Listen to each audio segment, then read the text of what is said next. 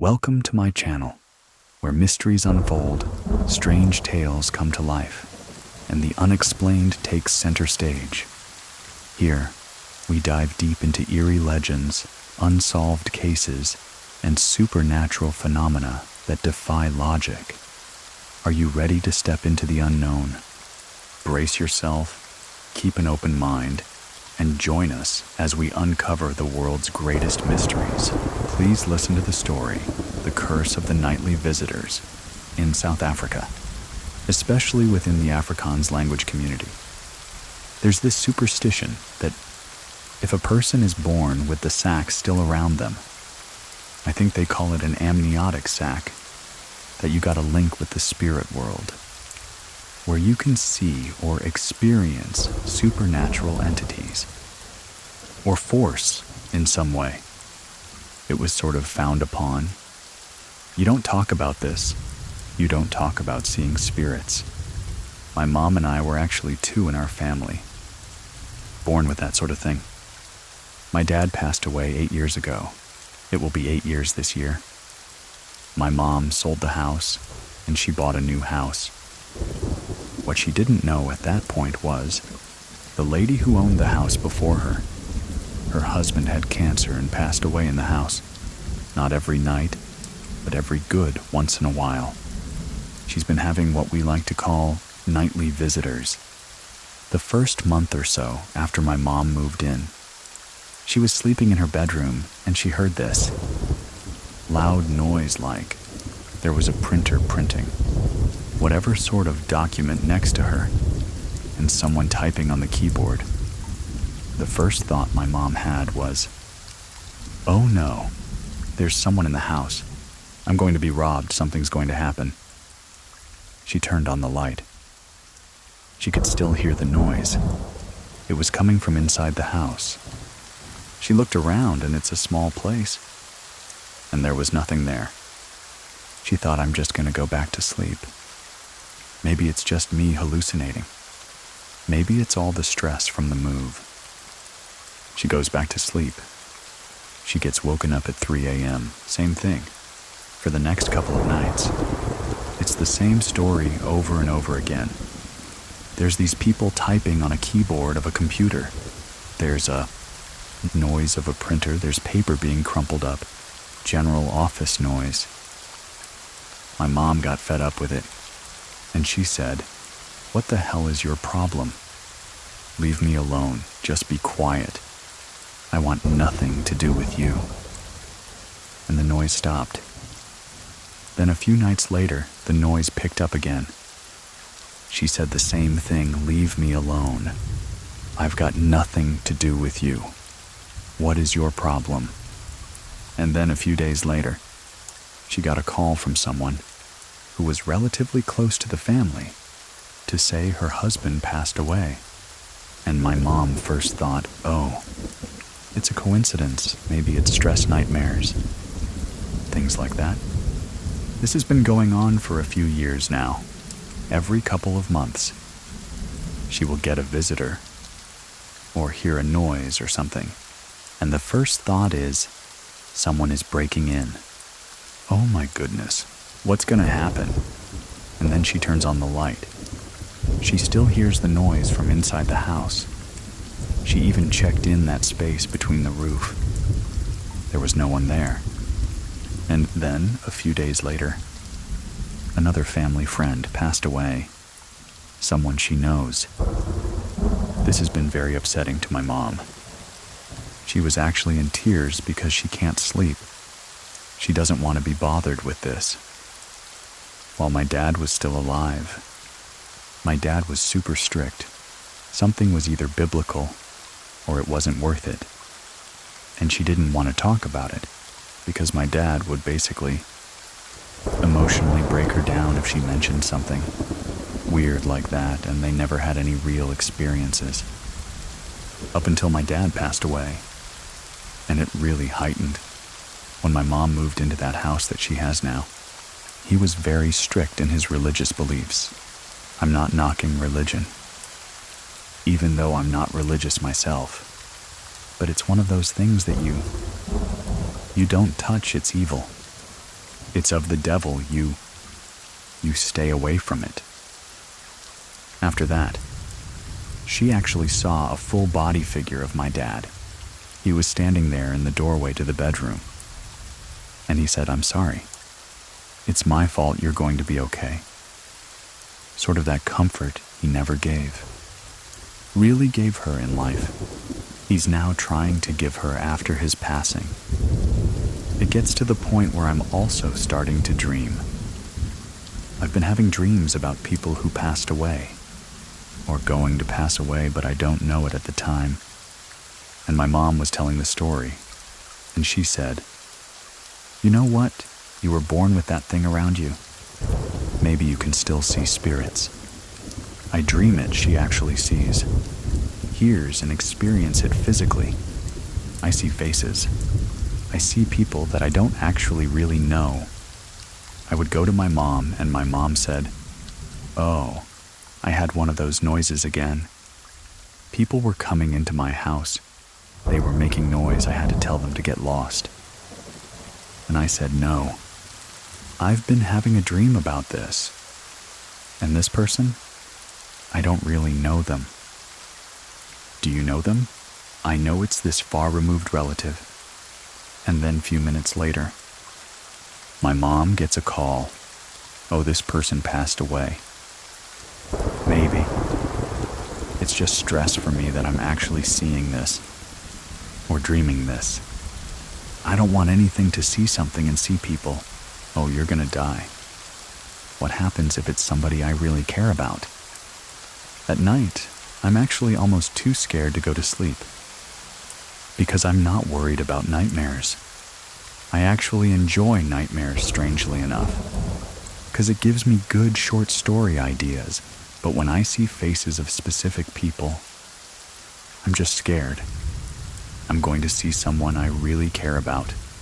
Someone I love, my wife, my son, my mom, my brother or sister. Then that means, oh my goodness, something bad's going to happen to them. A week ago, my aunt passed away from a long health battle. The night before, it was the noisiest she's ever experienced. She actually got up, moved around the house, and she was cussing out whatever was there. She was telling him, "Get the hell out. I want nothing to do with you. Leave me alone. Stop it." Normally, whatever is there would quieten down, and almost sort of that feeling of, "I'm sorry about that, I apologize. I'll leave you alone now." It carried on and on and on, until my mom yelled, so much so that the neighbor actually contacted her and asked her, "Are you okay? What's going on? Is someone inside the house? This is number..." No. I'm fine. It's just, there's this noise and it's irritating me, and it's got me worried. I thought there was someone inside my house, and then that neighbor went to the other neighbor and asked him, "Why are you making a noise?" And the neighbor said, "No, I'm not making a noise. I heard a scream, and I'm up too." And then my mom eventually had to admit to them, "Look, this is what happens. I'm seeing, I'm hearing, and it's got me freaked out, because I know my sister is sick." Then that same night, about 3 a.m., I had a dream about my aunt. My aunt and I were never very close. She always used to yell at me, call me names, things like that. But I had a dream about her too, and I thought, oh no, if she hasn't passed away, she's going to pass away, and soon. So about 7:30 that morning, I'm on my way to work and my mom phones. She said my aunt passed away, and I told her I had a dream about her, that she was yelling at me, moaning at me about something that I did as a kid the last couple of times. My dreams and her experiences have actually synced up. I'm normally a very skeptical person, but I'm a skeptic open to the possibility of something. But it actually freaked me out. Now that what I first thought was coincidence, now I'm actually starting to think, okay, maybe there's something to it. And that's what's got me scared. I'm to the point now that I'm actually want to see a psychiatrist, or a doctor, or something that can maybe prescribe medication, that I can sleep but not dream. My mom doesn't even want to come visit my house, because now she's telling me there's something inside my house after I turn off the lights, or even with the lights on. I feel like there's someone actually watching me. I don't know who. I don't know what it could be. I don't know if they're friendly or malevolent in any way. But I just feel like there's something watching me. But I don't know what the intentions are. My mom has a theory about it herself, because she came from a very abusive childhood. Serious abuse. She thinks maybe the way she was born, and the life that she had as a child, might have made her a conduit or something, that she can actually pick up on these signals, because she was very good at sensing when abuse was about to happen, or when something bad was about to happen. She has a very, very good gut feeling. And I think since my dad passed away, since her parents have passed away years ago, that there isn't this blockage anymore. And now everything is coming to her tenfold. Lately, my mom hasn't had any visitors or noises, but she still has that fear in her, that if she hears something, oh my goodness, who's going to be next? Luckily, my son wasn't born with that. My sister and my brother weren't born with that. So it seems like my mom and I are the only two people in our family who actually sees or experiences these things. It's not fun. This is something I want no part of. And if I see or dream about somebody that I really care about, I'm too scared about what's going to happen. Like I always say to my wife, I just want peace in my life, and that's it.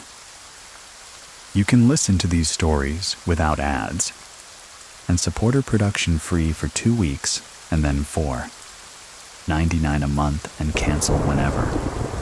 Just head on over to Scary Plus. Com links are in the description of this episode.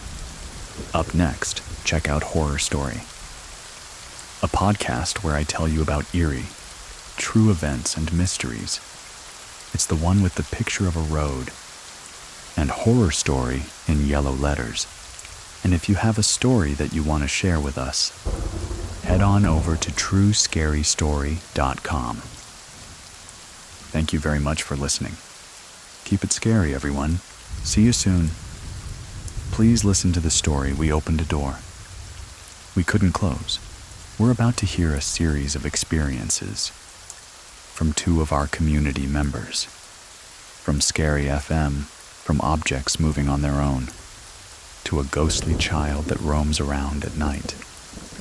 My name is Edwin, and here are Gabby and Mike's true scary stories. I actually grew up in the south side of San Antonio. I want to say this happened around the 90s or the early 2000s. I remember specifically a night that my mom's mom had passed away not that long ago. They were messing with the Ouija board, my relatives. One of my relatives asked my mom, "Hey, you want to play the Ouija board so you could talk to your mom?" My mom's like, "That's not my mom.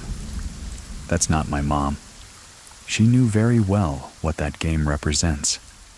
She knew it was nothing good. It's like opening up a portal. We were renting this house from Maisha, which is my dad's oldest sister. 2 of my uncles were drunk. Very drunk. They were sitting like towards the end of the yard. The dogs went barking like towards the driveway.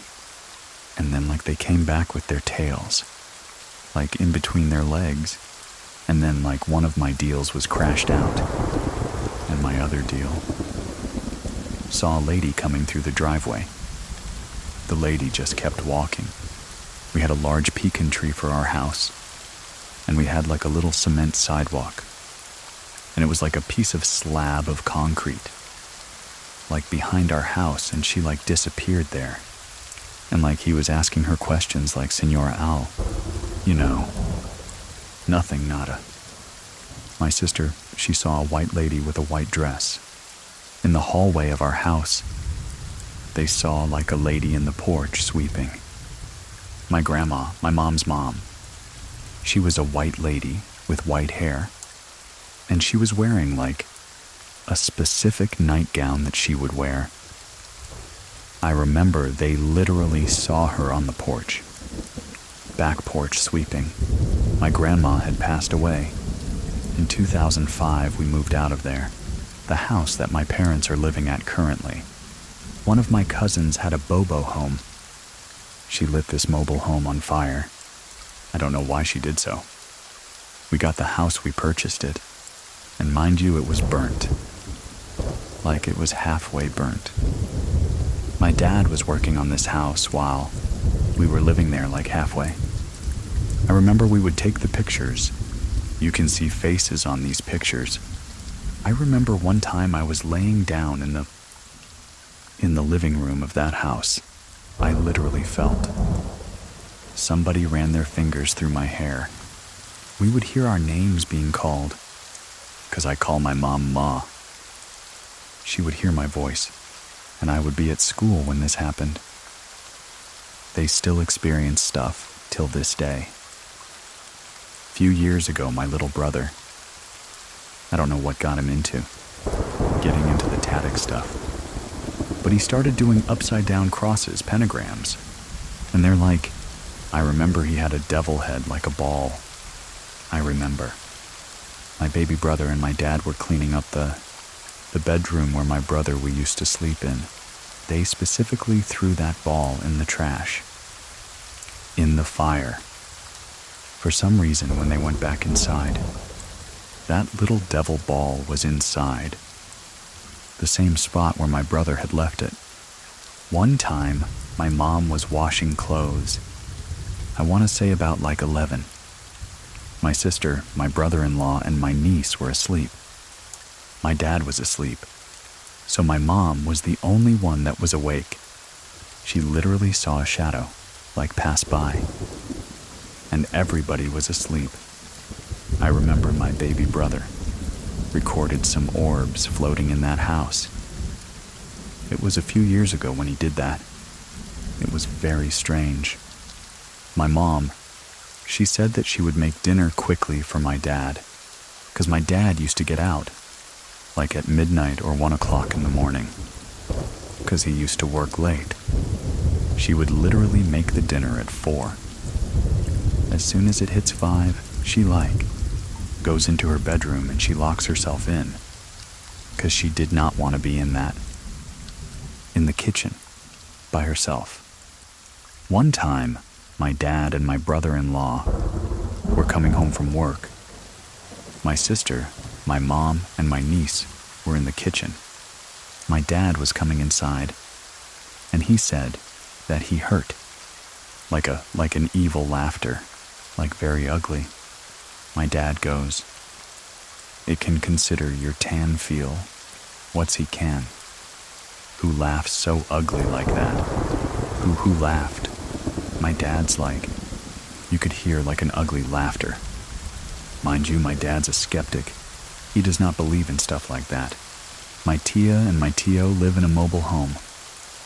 Apparently, it used to be like an Indian burial ground there. This was like a bad situation that happened in like my dad's side of the family. The kids were taken away, so it was my mom, my dad, my tia, my tio, my cousin. My dad literally heard a baby crying. But it wasn't like a crying, like sad, no. It was like a crying what? They take something away from them. Like you literally heard that coming from a bedroom. My baby brother, he said that. He had spent the night there with my cousin, because they used to hang out all the time.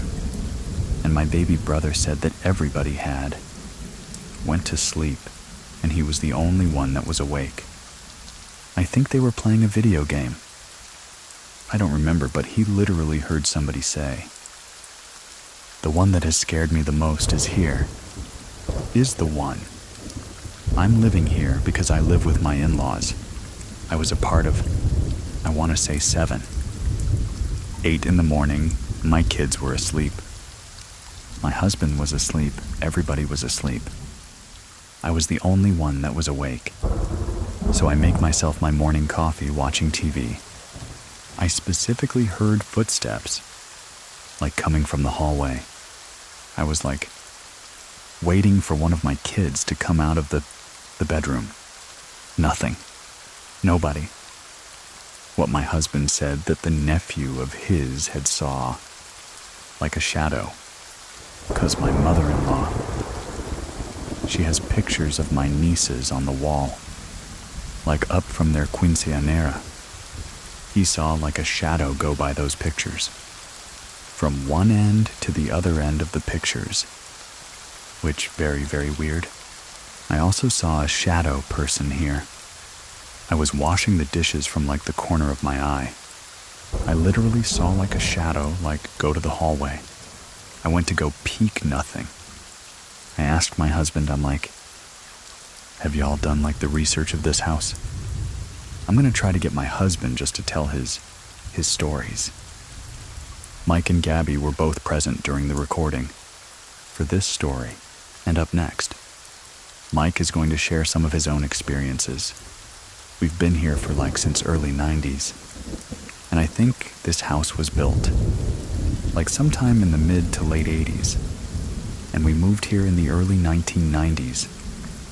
I'll say like 91 in the previous. Owner here was just some guy who owned a motorcycle, but he was here for such a short time. I don't even know when it even started. To tell the truth, maybe in the mid to late 90s. A friend of mine and I, he would stay the night every now and then. We were playing a PlayStation 1, just being goofy or whatever. So I hopped over the couch and I went to the kitchen. Got some Kool-Aid. It was a glass cup too. So I placed it on top of the table. There was a phone book there.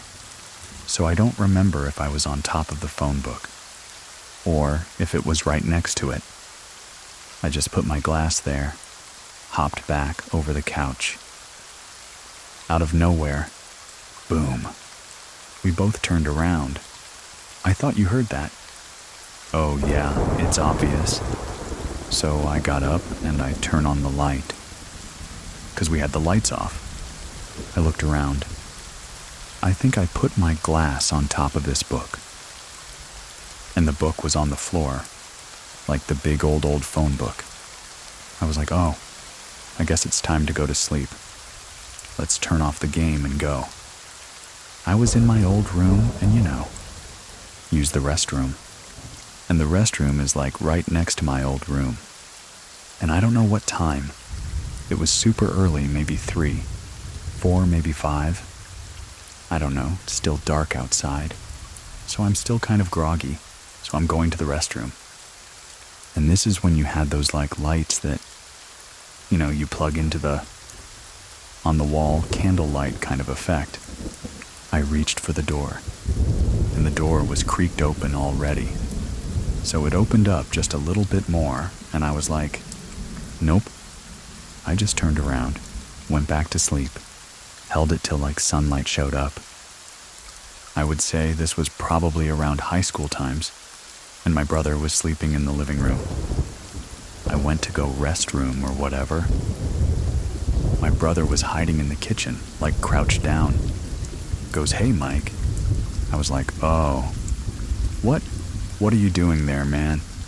He's like, something is hitting the glass on the window. At that time, we had like a past the backyard.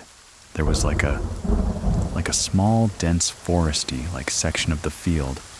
I guess because there was like the main road behind or in front of that.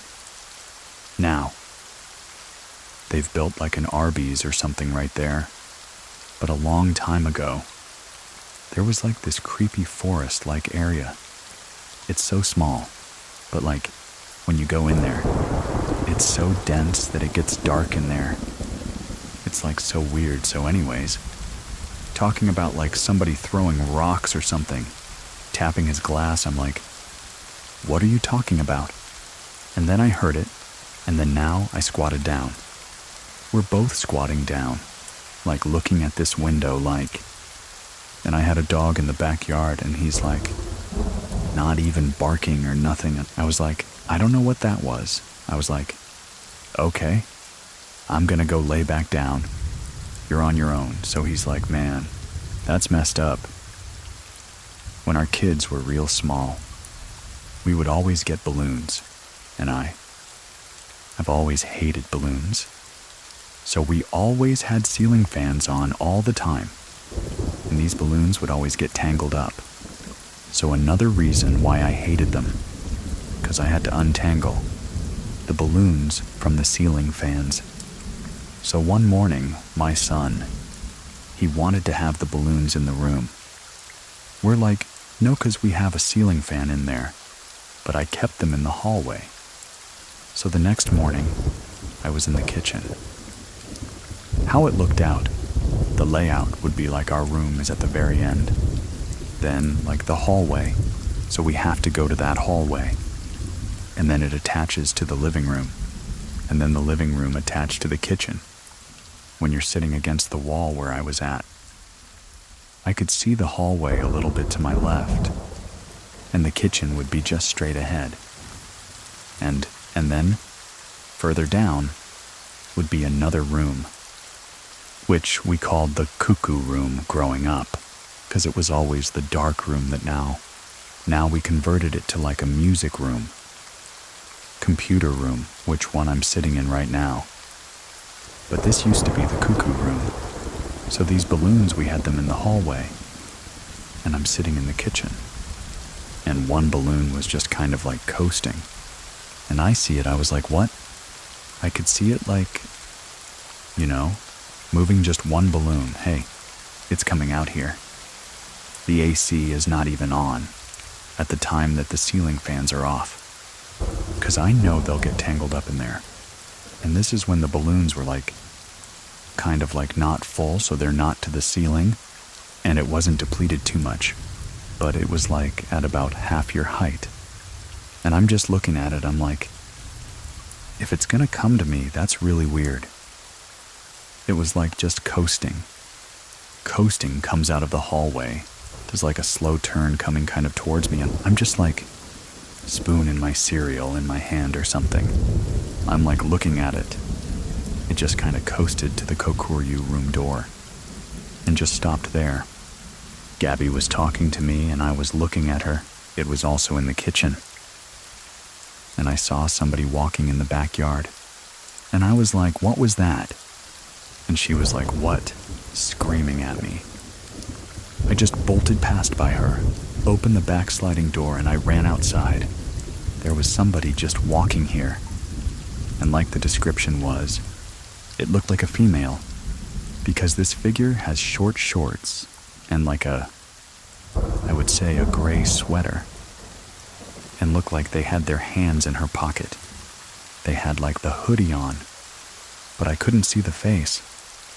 And this was kind of like nighttime too. So it was dark in the backyards. We have a bunch of stuff that my dad has, and my brother has, over the years. Just sitting in the back, so in the darkness. If you were to just go in there unknowingly, you're gonna trip and fall on something.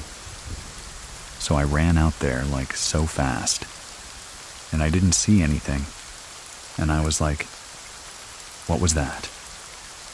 I saw somebody, and also when I went out there, I heard the neighbor's dog just started barking. When I was outside, I was like, okay, if somebody was out here, that dog would have barked. Why did it bark at me? There was these people across the street.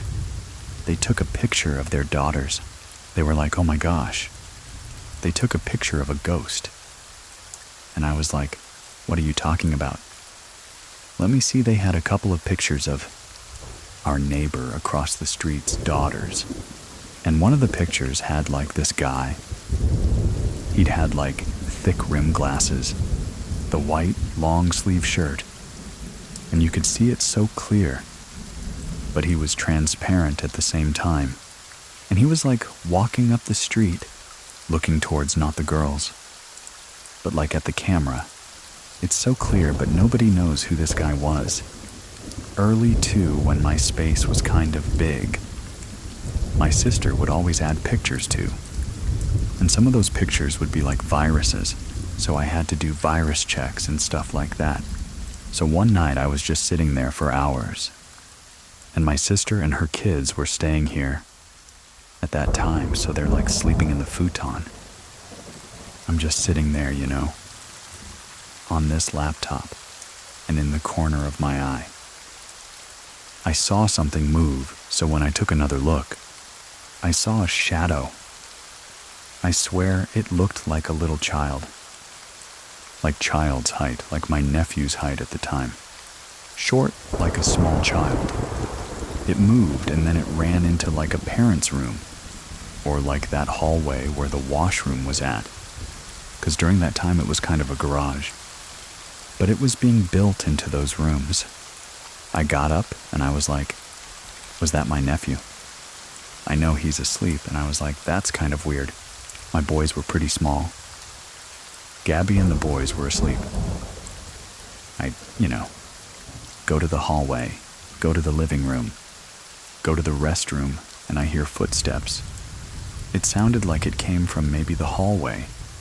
Came to the door, and I'm like, oh, it's probably the boys. They probably have to use the restroom or something. So I have to quickly finish my thing. And I hear run stop and then run back. Like maybe they got scared and ran back into the room. I come out, open the door. Nobody's out there. I'm looking okay. That's weird. Go back into the room. And I go to my boys and see Gabby. And they're all asleep. I was like, what was that was so clear? Like somebody barefooted ran. Feet running from far away to close and then back. Told Gabby about that. She heard something similar too. And when our firstborn was small, right? I think we had the baby monitor, and it was kind of, those things kind of sometimes work. Sometimes they don't, and I think we had it on. And we heard a baby cry from the hallway. And I was like, I think I heard him cry. So we ran over there to go check. And he was sound asleep. If he cried, he would have been awake. I don't think it came from the monitor at all. It's so strange. Everything that's happened with me. It's like I never really got scared. I guess I did. At first it was like kind of creepy. But now I'm like, I don't really care. But I always get real interested, like hyped up when something I see or hear. If there's something here, it's not harmful for sure. If you want to share your own true story, visit me over on True Scary Story. Links to. Everything will be in the description of this episode to get next week's story early, and all of our catalog without ads. Try out Scary Plus over on Scary Plus. Thank you very much for listening. Keep it scary, everyone. See you soon. Please listen to the story, The Ghost in the Nightgown, A Mother's Paranormal. My name is Edwin, and here is Fatima's true scary story. I always felt and sensed and saw things that not a lot of people would see. I came to understand later in life that it actually is something that runs in my family. I have a very religious family. Both sides are Islamic, so in the Islamic faith, there's a thing about jinn. And my mother would always chalk it up to the devil, or the darkness just manifesting into something that is playing tricks on you. So as a child, I would sense things. I often felt dismissed, and I think that at some point, I just stopped seeing things. But my real story begins when I was pregnant with my daughter in 2007. Everything just amplified. All of my senses just increased in a way that was overwhelming. I could feel energies around me. I could feel eyes on me at nighttime. I never really talked about it. My husband had no idea at the time, and it was something that I wasn't really familiar with. And then we fast forward a bit, and my baby is born. I brought her home, and for like a good month, things were quiet. And then all of a sudden, I started seeing shadows. And I started seeing orbs out of my peripheral vision. I'm extremely sleep deprived. I'm waking up every hour and a half to 2 hours to feed my baby. And needless to say, petrified to go to sleep. On one specific afternoon, I decided to take a nap with my daughter at the same time because of these, like, weird feelings I had. I didn't love leaving her in her nursery, so I kept her in the co-sleeper. That was attached to the side of my bed. I fell asleep with her. I woke up and got up to go to the restroom and walked to my bedroom door. Right there, standing in the bedroom door, is a little girl. I would say she's about 7 years old. She had a headband on. She had these little baby doll shoes. The minute I saw her, I lost my mind, and I rushed over towards the bed so I could be next to my daughter. When I looked at my bed, I was still laying in it, and then the minute I got that realization, it was like I whoosh back into my body. I get up out of the bed and walk towards the door, and I don't see her there, and I feel obviously a sense of relief. I could chalk this up to sleep deprivation, nightmare, whatever, and I walk through my door, and the minute I walk through the door, all of my hairs, like on the back of my neck, my scalp, my whole body, he's in full-blown goosebumps. Whoever that was is here. I can feel her. I came to realize later on that that was astral projection. So I guess I was seeing this child on the astral plane, but at the time I had no idea what that meant. My family is very religiously complex, and it was complicated. I didn't even know really who to pray to. One night, I did put her in her crib in her room, and we had the monitor. But they're not the video monitors, it's the audio only. So that night, I went to bed with no real issue. All of a sudden, I started to feel a ruffling at my feet, and I was still partially asleep, but aware that it was happening. It felt like a fur ball, almost like I had a pet. But I did not have a pet at the time, just running through my feet. I started to come out of sleep. On the voice monitor, I hear an inaudible female child speaking from my daughter's room. Of course. I spring out of bed at that moment, and I'm like, crap. She's here. And I run into my daughter's room. And as I'm running to her room, my daughter starts screaming. So it prompted me to think that she definitely sensed that girl was there. I go in her room. I take her out of her crib. It's probably about 2:30 in the morning at this point. And I'm like, breathe in. Breathe out, everything is fine. You know, justifying it away like it's a nightmare. You're tired. You've been through a lot. Just like sit in the rocking chair, and I'm rocking her, and I'm feeding her, and I'm just like starting to calm myself down a little bit. And then I see it's like a dirty, blue-colored, circular orb at the other side of the room. In my mind, so I'm not seeing this with my eyes. I'm seeing the image of that child. All of the hair stand up in my body, and I start to feel like a cold draft just starting to come over me. So, I take my baby out of the room, and I go in the bedroom. It was like, that's it. I'm not putting her in that room, and we fall asleep. I still struggle when I speak about this story, because it freaks me out so much. I kept it in for a while, and those are the 2 times I actually saw her. but I sensed her often. And it just got to a point where I was like, I need to talk to someone about this, and hopeful that they won't think I'm not. So the choice of people was a friend of mine that I used to work with. I called her and blubbered to her. Just all of my experiences, and dusting it with like, I know you think I'm crazy, but this is what's happening. And she told me that she knew of a medium. That was actually someone that she worked with at one point in time. So she gave me her number, and I didn't even skip a beat. I called her right away and asked if we could meet. We met at a local place near my apartment where I lived, and she kind of asked me not to give her details because she wanted to have a clean reading. When she got there, she kind of knew I was in a state of distress.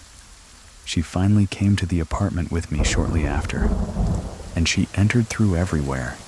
In the minute she got to my room, she told me, I sense a little girl here, and she has been with you for a very long time, and she feels like she's got a bit of envy because you have this child that you're focusing all of your attention on. My entire life, I never recalled ever seeing a little girl, but I always felt like even when I was alone, that I was actually not alone. She did a lot of sage. She did some banishing type things, like brought in the white light and, demanded that the child leave. And after that, it started to calm down, like I didn't really feel her presence anymore. But it was definitely the entryway into other visitations. The entity of a little girl was only the start. Fatima is about to meet what she refers to as the woman. Her story continues stay with us. We've rented since we had our children, and I'm currently living in the fourth place that we've rented. The one common theme is this woman. I was sleeping, and I started to come out of a state of sleep. I saw this woman standing at the foot of my bed. She was wearing a white nightgown, but her hair for me was completely covering her face, so I couldn't see her face. I tried to move, tried to scream, and I couldn't, and I came to realize later, this was sleep paralysis. She was standing there. She feels threatening, desperate she feels, sinister, and she's not a comfortable energy to be around. The next morning, I wake up finally. I guess I went to sleep, and I go into the kitchen, and I'm starting to make breakfast, and my 7-year-old daughter comes downstairs, and she proceeds to tell me that she was just upstairs, and she saw a woman with the same description walking down the hallway. To get that overall feeling, when your child confirms that, what actually happened to you was, something is jarring. We're in the same house, I'm having another. Well, it's a nightmare first. And I end up in a location in dreamland, where it's a house. She just pops up in my dream. I immediately sense that I'm in her domain, and I'm feeling very uncomfortable, and I want to leave. I'm trying to run, trying to scream. I can't do any of those things. So my eyes start to open when I woke up from this dream. She was at the foot of my bed, and I couldn't move for a good couple of seconds. Wake up the next morning after sleeping after that, and my second child is in the kitchen with me again, and I'm getting food ready. Almost simultaneously to me, feeling goosebumps on the back of my neck. My daughter, who is 3, because it's my youngest, she goes a woman, and she describes her with a white dress and long, black hair just ran behind you. Again, that feeling overwhelms me. I'm in my bed. I'm completely frozen on my bed. And she's at the foot of my bed. And this time she climbs up the bed, like from my feet all the way up in, like a spider, like movement, and then comes on my chest and starts inhaling. The thing that wakes me is my daughter. screaming from her bed, breaks me out of the sleep paralysis. I run into her room, and she proceeds to tell me through tears and shaking that she just had a terrible dream about me, and a woman on top of me sucking my breath. This happened to me 2 weeks ago. I would say I believe it was the same woman, but she appeared in a very different way. I was having sleep paralysis. My door was open. It's dark, mind you. There's no lights. I could see a darker darkness. I can't describe it. It's like blacker than the darkness, right outside of my doorway in the hallway. So, not in my room, but right outside. She was crouched down, frog-like, with her head sort of tilted to the left. Jesus, I saw her. I lost my mind and my body. And then, as I was pulling myself out of the sleep paralysis, there was this sudden, whispering into my right ear. It didn't sound like just one person. It sounded like 7 or 8 different sounds in my ear, and I just woke up. I fully believed that that was the same person or entity. But she just didn't appear to me in the way she normally does. My daughter was sick. We were laying in my room, in my bed, watching movies. And it was just like, nursing her to health, so to speak. And she had to go to the bathroom. So she gets up out of the bed, and I'm still sitting in the bed. I pause the movie. She gets to my door before she gets into the hallway. She does that sound. I'm in my office now, and I can see my bed from where I'm sitting. So she was looking in my office, where I'm currently sitting, and said that she saw a woman with a white nightgown and black hair, except the difference is, this woman's eyes were glowing yellow. Inside, I'm freaking out. Outside, I'm like, everything's fine, you just go in the bathroom. And I muster up the strength and come into my office. And it is very cold in my office. And so I just come in here, and I don't know where I had this strength, but I just firmly asked it to leave. And not scare my child, get out of my house. You are not welcome here. And you do not approach my child. And it was like, immediately felt this sense of lightness in the room. It just kind of dissipated. But what I want to mention is, my dog was upstairs when this happened, and my dog was growling right before I said that. And now my dog will not come upstairs on her own. And this was months ago if she comes upstairs. I have to carry her up here. She won't come upstairs on her own since that day. Fast forward, I'm with my brother, taking him to a Halloween scary thing. And in the spirit of Halloween, we're talking about the paranormal. My brother is very analytical type of mind. This is not a conversation that we have frequently. I proceed to tell him the stories about this woman, and he cuts me off and says, I've seen her. And I said, what the hell are you talking about? And he says that my mom was away visiting in Egypt.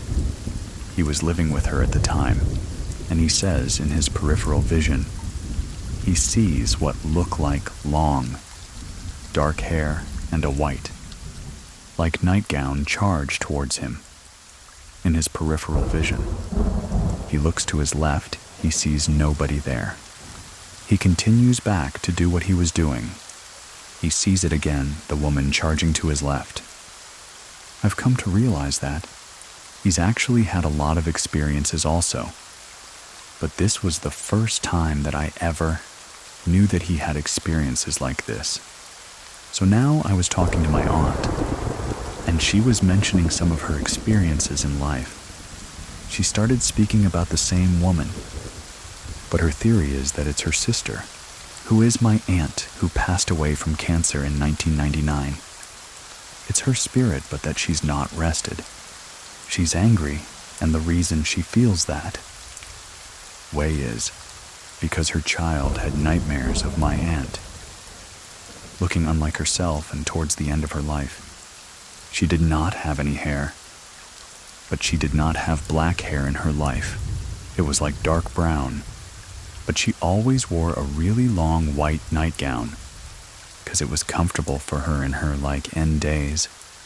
But my cousin had a nightmare about her. She grabbed his arm, and when he woke up, there was bruising on his arm from her. My aunt was a very strong, beautiful, successful woman, and she did a lot in her life. She did a lot of good in her life. But I think that she had such a zest for life that I think she was angry that her life was essentially being taken from her, from cancer. She has a house in Virginia. It's still there, my family members that do go. They do hear screaming in the night. They feel her presence. There was a specific instance where a lot of family would come from Egypt and stay at this house together. My aunt was there, my mom was there, and my other aunt, that's deceased. Her grandchildren were there and they were all sleeping. My aunt heard screaming in the middle of the night, like a moaning screaming. They all ended up in the hallway saying, "Did you hear that? Did you hear that?" I cannot step foot into that house ever again. Share your story with our community by going to truescarystory.com. Free versions of this show are available on Scary Plus, and you can try it out for free. Links to this and to get in touch with me are in the description of this episode. Thank you very much for listening. Keep it scary, everyone. See you soon. See you soon. Please listen to the story, A Night at the Resort. My story takes place, June of 2022. It happened at Cabo San Lucas, Mexico, at a 5-star resort. We were invited by some of my husband's friends, and it was a quick 3-day vacations. We were excited we arrived. The resort was beautiful, picturesque. It was busy with summer travelers.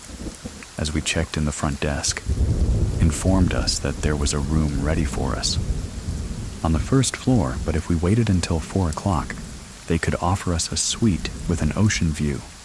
So of course, we were going to take that. We accepted the offer, and we decided to wait till 4 p.m. We hung out by the pool, had some snacks, just enjoyed the sun. At 4 p.m., we were given our key, and we went up to the suite. As soon as I walked in, I was like, something doesn't feel right here. I really don't know what it was. It just felt very cold. Too much of a contrast from the sunny outside to almost like an icebox. I thought, maybe it's just the AC. Then I noticed that there was this large chair. That was positioned in the middle of the hallway, blocking the adjacent room. Sometimes in those hotels, you can open up to suites and hang out in both areas. I tried moving that chair out of the way, but it was so heavy it just wasn't going to happen. We walked into the bedroom suite. There was 2 queen beds. They were pushed all the way along to the walls. One of the beds was blocking the closet door. Very weird. The other was pushed all the way against the other wall, and it was blocking an entrance to the adjacent restroom. I thought that's an odd way to arrange a bedroom. But okay, my husband was really excited. He was opening up the curtains, excited about that ocean view, which was beautiful ocean crashing. You can see the pools beneath us. We dropped off our luggage, and we went to go enjoy the pool. We didn't return to the room until well past midnight. We showered, got ready for bed. I was very fussy. I was struggling to sleep. I tossing and turning and tossing and turning. Finally, I just started drifting off to sleep. I began to have this nightmare, and this nightmare, there was something. a presence on the right side of my body. It wasn't anything, but it was the feeling that something was there in this dream. I was just searching through a very dark room. Through a darkness, my hands were in front of me. I was looking for a light switch. As soon as I reached for that light switch, I felt it, and something grabbed my right wrist, violently pulled me to the left. At that time, I awoke with this gasp. My right hand was actually over my husband's body, and I was on top of him. I startled him awake. He just said, "Oh, you know you're okay. Stay calm. You had a nightmare." He kind of just tried soothing me. But I was not about to go back to sleep. I stayed awake until I saw that sunrise. It could have been around 4 in the morning. Day 2, we're out all day in the sun, having fun eating, drinking. We go back to the room well past midnight. As I'm in the restroom getting ready for bed, my husband starts turning off all the lights, making sure all the doors are locked, curtains are shut. He comes to the door of the restroom and says, "Have you been there the entire time?" I let him know that I was. I'll hurry up, so he can brush his teeth and get ready for bed. But he has this look on his face, like something is not okay. He says, "Swear to me you've been in the restroom the whole time." I'm like, "Yes, I swear I've been in the restroom. The whole time, what's going on?" He says, "I was waiting for you in the bedroom." And I started noticing that. The lights started turning off one by one by one by one.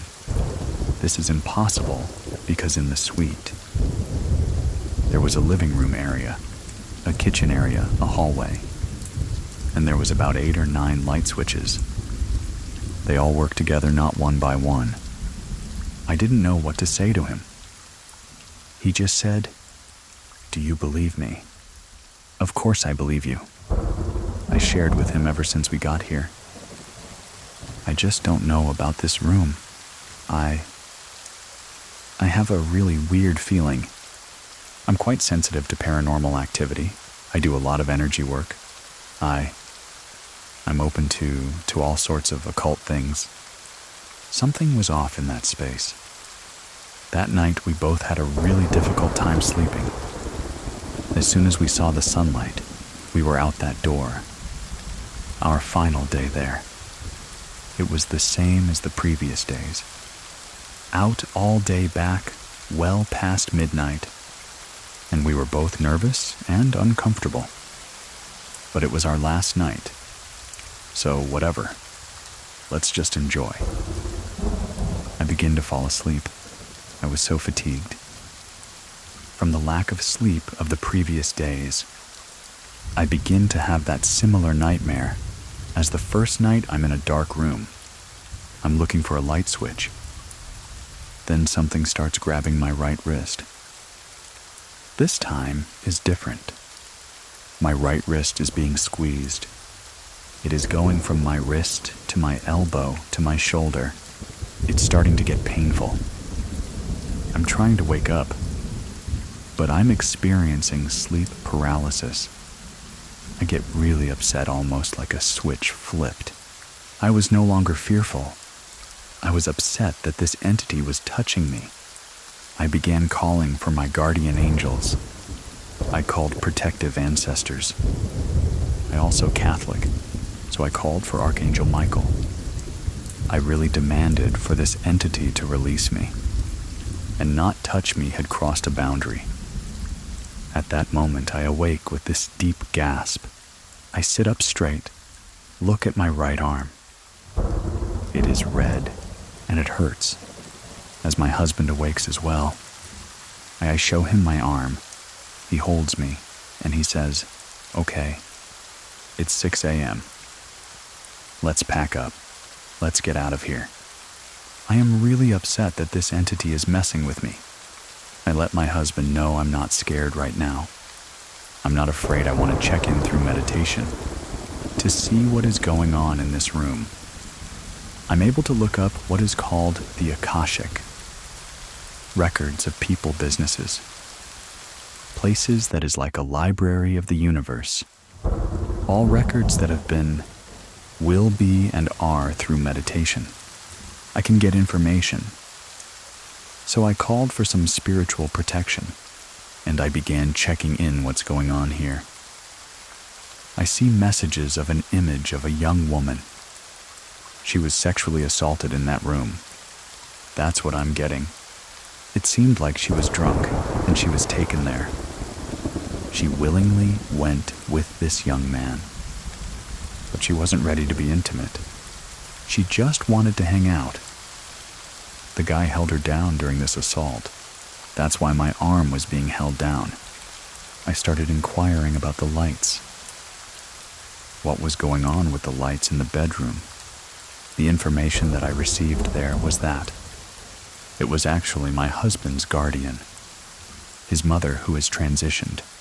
The lights turning on were to protect us, so that if the lights were on, we really wouldn't have experienced any of that energy. What I had really experienced in that room was the residual energy of that young woman. I felt much better once I knew what I had experienced. I cleansed myself when I got home. First, made sure that there was no energy that attached itself to me or my husband.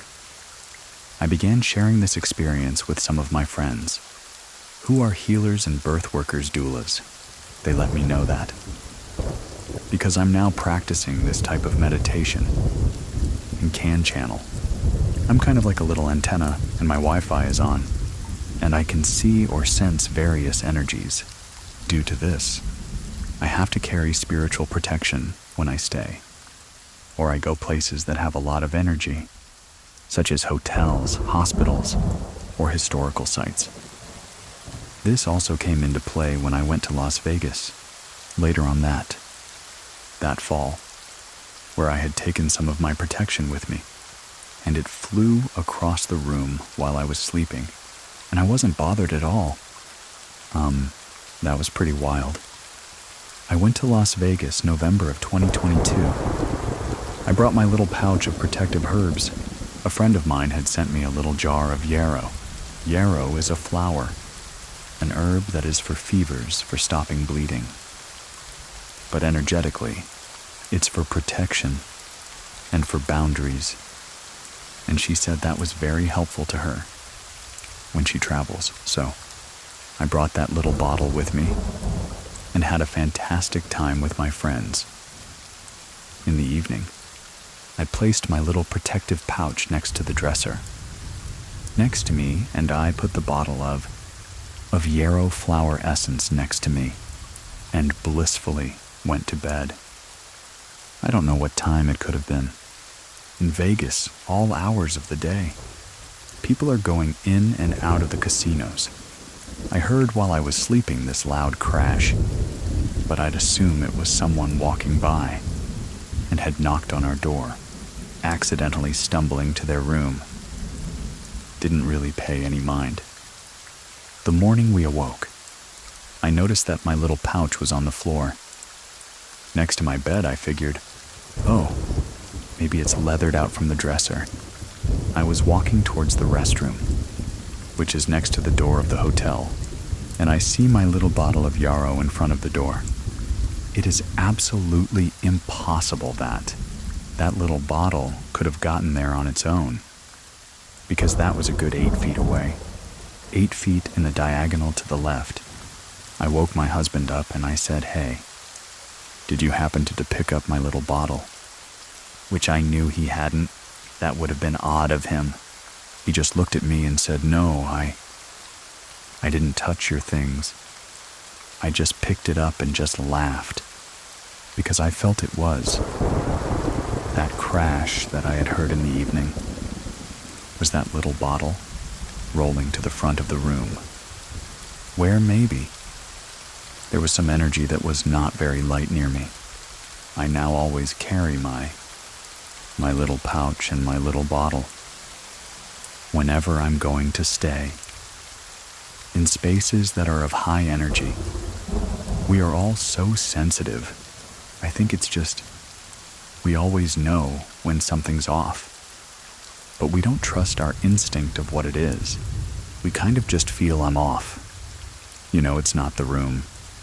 I used to travel a lot, and I had always had a hard time sleeping in hotel rooms the very first night.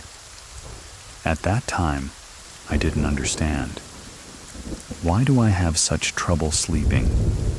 My justification used to be, well, I'm not in my bed. But it's more than that. It's all the people's energy that have been in that space that are making you restless. I would recommend get maybe an obsidian or onyx and rub that over the bed, just to absorb any energy that was left behind in that bed, because we can't do a smoke cleanse in a non-smoking room. Another thing that I would probably do is agua de Florida water that is used for cleansing. I pack that in a little spray bottle and spray to try to get it a little bit more calm and clear. Some people use vibration, like a little bell. The sound and the vibration kind of clears things away, but it's really our intention of I don't want to be bothered, and I'm just clearing away anything that doesn't belong to me. I don't want anything to attach and come with me. I just wanted the rest. Those travelers, I think, need to be very conscious of your spiritual hygiene, because it is definitely real, and especially for people that are more at tune. I gotta spray myself down. I gotta whatever.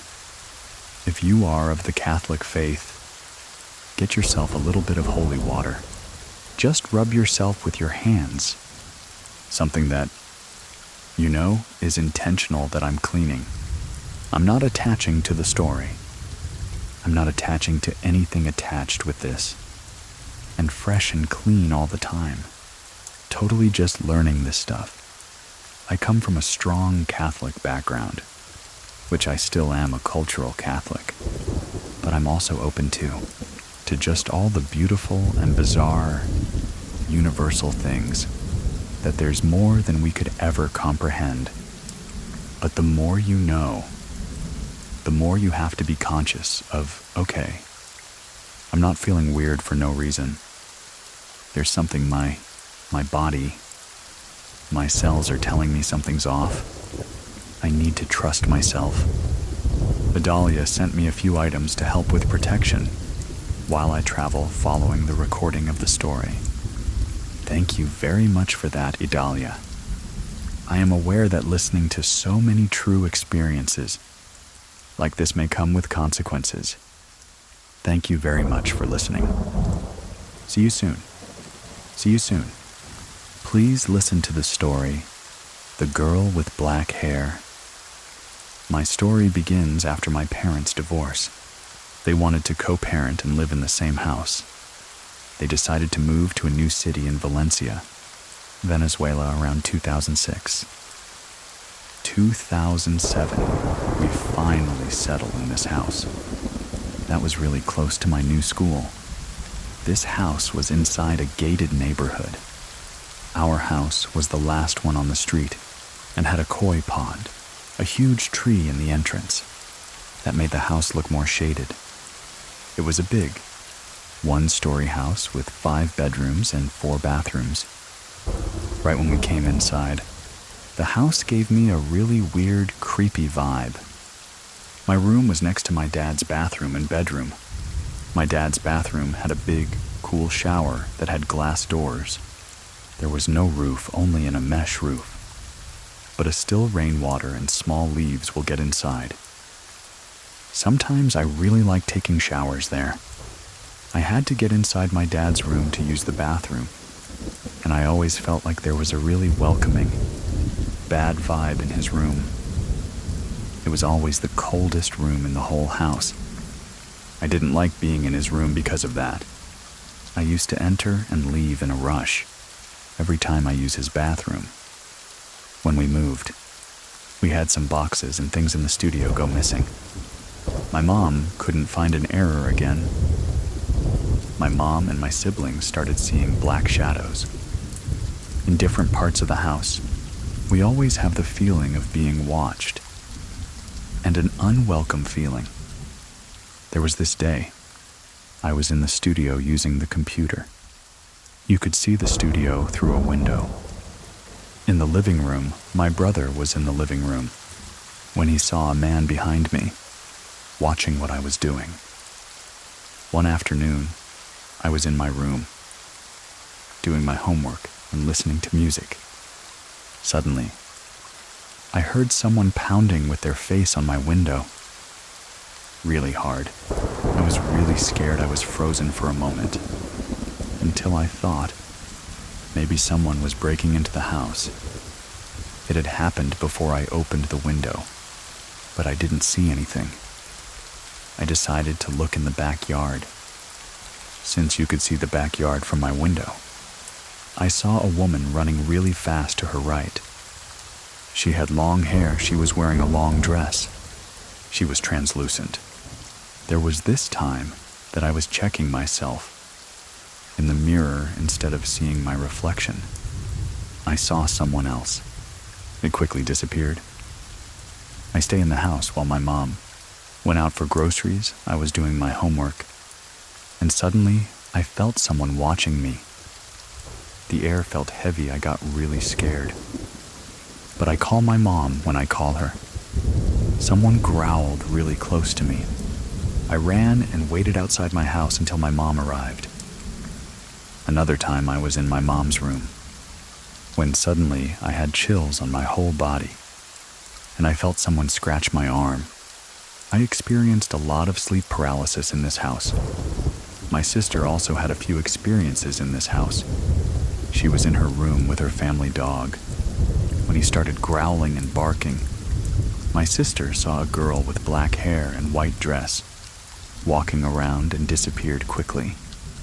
During a thunderstorm on this day, my sister was in the bathroom, and when she stepped out, lightning struck nearby. The lights dimmed, and when it came back, she saw the air again. There was a fire that occurred once. For some unknown reason, luckily, a gardener and other neighbors helped, taking the fire down.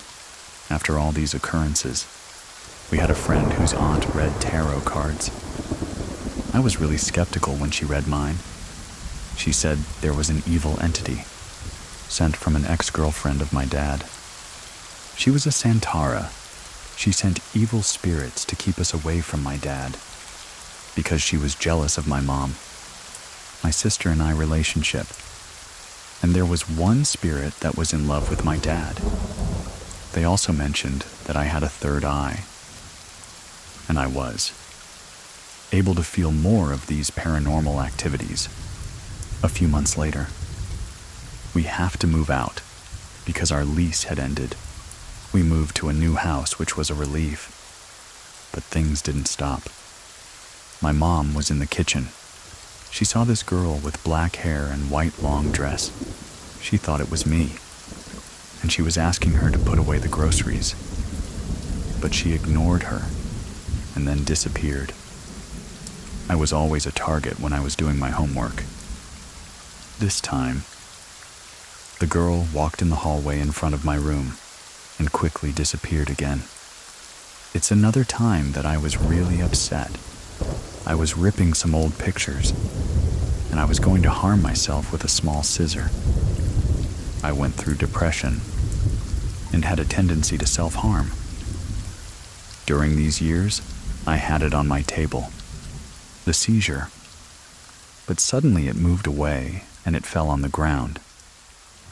It was really strange, because I thought, did I move it by accident?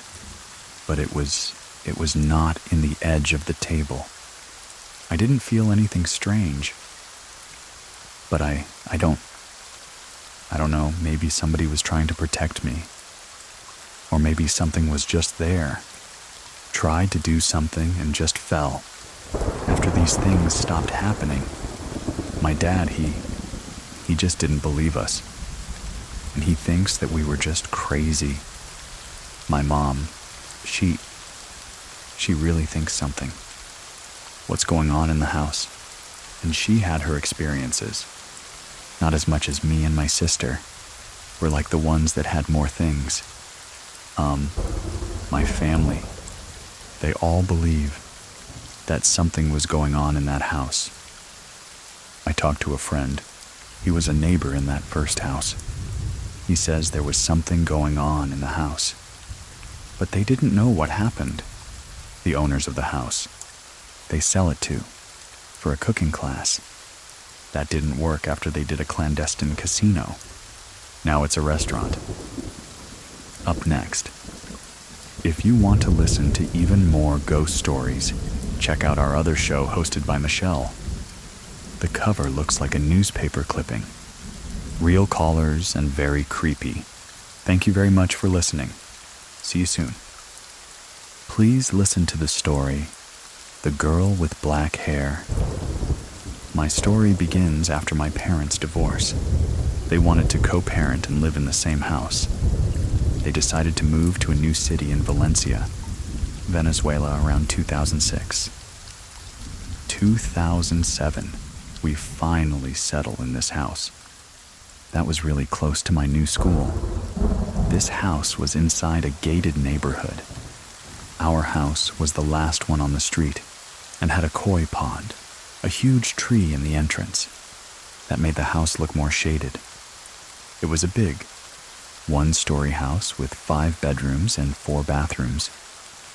Right when we came inside, the house gave me a really weird, creepy vibe. My room was next to my dad's bathroom and bedroom. My dad's bathroom had a big, cool shower that had glass doors. There was no roof, only a mesh roof. But a still rainwater and small leaves will get inside. Sometimes I really like taking showers there. I had to get inside my dad's room to use the bathroom, and I always felt like there was a really welcoming, bad vibe in his room. It was always the coldest room in the whole house. I didn't like being in his room because of that. I used to enter and leave in a rush every time I use his bathroom. When we moved, we had some boxes and things in the studio go missing. My mom couldn't find an error again. My mom and my siblings started seeing black shadows. In different parts of the house, we always have the feeling of being watched, and an unwelcome feeling. There was this day, I was in the studio using the computer. You could see the studio through a window. In the living room, my brother was in the living room when he saw a man behind me, watching what I was doing. One afternoon, I was in my room, doing my homework and listening to music. Suddenly, I heard someone pounding with their face on my window. Really hard. I was really scared. I was frozen for a moment, until I thought maybe someone was breaking into the house. It had happened before I opened the window, but I didn't see anything. I decided to look in the backyard. Since you could see the backyard from my window, I saw a woman running really fast to her right. She had long hair. She was wearing a long dress. She was translucent. There was this time that I was checking myself in the mirror instead of seeing my reflection. I saw someone else. It quickly disappeared. I stay in the house while my mom went out for groceries. I was doing my homework, and suddenly I felt someone watching me. The air felt heavy. I got really scared. But I call my mom when I call her. Someone growled really close to me. I ran and waited outside my house until my mom arrived. Another time I was in my mom's room, when suddenly I had chills on my whole body, and I felt someone scratch my arm. I experienced a lot of sleep paralysis in this house. My sister also had a few experiences in this house.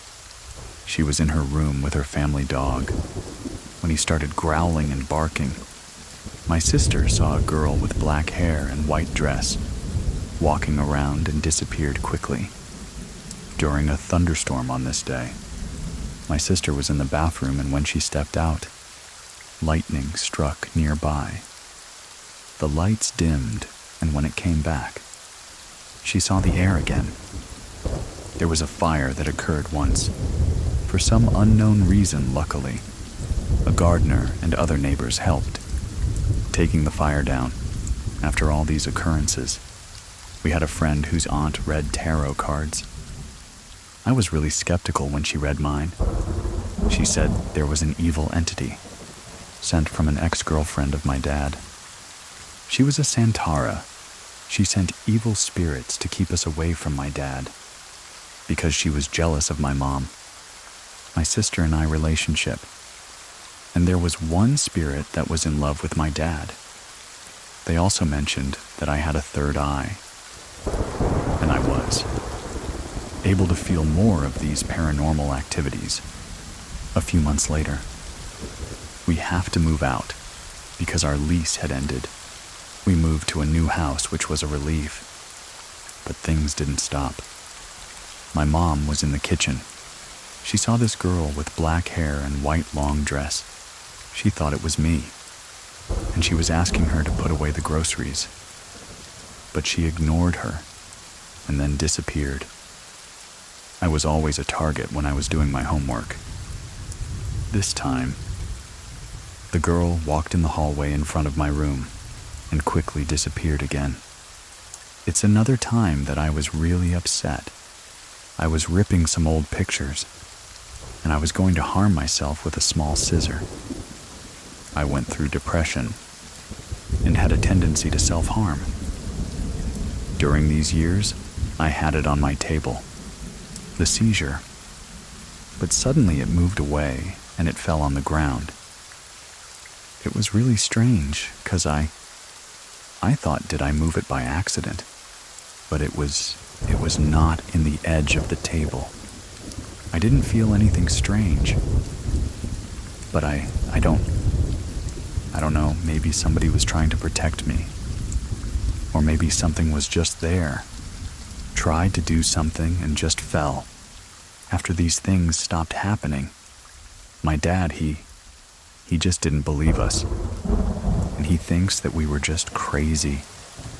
My mom, she really thinks something. What's going on in the house? And she had her experiences. Not as much as me and my sister. We're like the ones that had more things. My family, they all believe that something was going on in that house. I talked to a friend. He was a neighbor in that first house. He says there was something going on in the house. But they didn't know what happened. The owners of the house. They sell it to, for a cooking class. That didn't work after they did a clandestine casino. Now it's a restaurant. Up next, if you want to listen to even more ghost stories, check out our other show hosted by Michelle. The cover looks like a newspaper clipping. Real callers and very creepy. Thank you very much for listening. See you soon. Please listen to the story. There's something in the closet. I grew up in a small town called Lake Los Angeles. It's 30 minutes away from Lancaster, an hour away from Los Angeles. This house was bought by my dad. He built it up. Whatever was in that house didn't come from the land. It came from something I didn't know. The first encounters, I would be outside playing or be alone. I would hear my mom call me. I would run to her. This happened countless times. My mom would be like, "No, I didn't call you. What are you talking about?" I do recall the feeling of being watched, being afraid to be alone. I was really scared of being alone. Even as a toddler, as a baby, I was scared of being alone in that house. I was in 3rd grade. I was sitting down next to my bed folding my clothes. My closet was wide open. I felt something in my head was like, "Oh, look at the closet." As I turned around, My hangers start moving, like somebody is looking for clothes. I stood frozen. When I could react, I ran out of my room and went to go tell my mom. My mom was like, "Oh no, you're probably just imagining things." It was probably just the AC. It was probably just the wind. But there was nothing on No Fans. Nothing that could explain that. After that, I can't remember much. Just being really scared of being alone. I was really terrified of my closet. I would close my closet at night, wake up, and the part of the closet was open. It was a sliding door closet. It was open, like if somebody could peek through. I would gaslight myself. Oh, maybe I didn't close it right. But now thinking back on it, I would close my closet right, because I was very scared. I was in 4th grade when I actually started seeing whatever was in the house. My dad had an office room. Our hallway was really long. It just had doors. I was sitting there in my room watching TV. My dad was in his office earlier. I never saw him leave. But all of a sudden, I did see him walk by. I was going to ask my dad, "Hey, can I play pinball on the computer? Or go on Club Penguin?" I walked into the office. It was just pitch black. When I had just seen whatever that figure was walk into that room, that's when I was like, there's something wrong in this house. I saw that figure go into the room. Since the hallway was dark, the room was dark. I didn't make note of it. I didn't think, but as I walked up to the door was shut when I opened it. The room was completely pitch black. There was nobody in there. I ran to the garage, told my dad. My dad is a very non-believer. And he was like, "No, it's just in your head. You're watching movies," I told my mom. I feel like my mom always knew what was going on in that house. She would always try to keep it calm by telling me it was just my imagination. I continued to see shadows out of the corners of my eyes or the closet. I would hear noises in the closet, rustling, things like that. We left to Mexico for vacation, and we came back. I overheard this conversation. My uncle was telling my mom that in my room and in the closet he heard voices. He heard rustling. He felt something, a very negative presence watching him. My mom was like, "Oh, it's just our sister," because her sister had passed away. My uncle was like, "No, that is not a presence of our family. That is the presence of something bad." My mom chose to blow it off. Later on, I think I was in 6th grade. I don't remember a lot of stuff. Maybe I blocked it out because I was so scared. I used to love watching a haunting. I was sitting there watching with my dog. I started hearing my dog. She was growling at the hallway. I was like, "What's wrong?" She stopped. I continued to watch TV. Then she starts barking like crazy. I looked up and I saw this tall, dark figure walk from that office room to my parents' room. My dog was going crazy, barking, barking, barking. I grabbed her and I went outside and I was like, "Hey, this is what I saw." They always wanted to tell me that's not what you saw, that it was just in my head or in my imagination. I know it was it. After that, things started to pick up a lot. I started feeling things touch me and whisper right next to me. There was this one instance. My sister had come over. She was healing the relationship with our family. I was babysitting her son. He was toddler age 2 or 3. She left him in his playpen. They had all left to Walmart. I was left alone. I was in my bedroom cleaning, getting ready for school the next day. 'Cause it's Sunday, I felt like when somebody walks behind you. But somebody small. I thought it was my nephew. I was like, oh. He climbed out of his playpen's gonna go play. Next to my closet where I have all the toys, I start hearing rustling where my backpack was. Where all the toys were, I was like, hey, baby, stop doing that. It just continued. Out of the corner of my eye, I saw his figure, a small little figure there. I was like, hey, you need to stop. Don't rip my stuff. I walk from my bed to where the closet is. There was nothing. I immediately ran out and went to go see where he was. He was sleeping in his playpen. I picked him up and ran outside and called my sister. Hey, you need to get home right now. I don't remember being this hysterical, but my sister said I was crying, screaming, telling her to come home. She came home as fast as she could and calmed me down. She didn't gaslight me. She knew what was going on in the house. She knew what was happening. Time goes by, we're moving out of this house. It was during recession, we were going to Mexico. I was packing my stuff. The same way my closet was open in the 3rd grade. The same everything I was doing, the same. I looked up again. My hangers were just moving.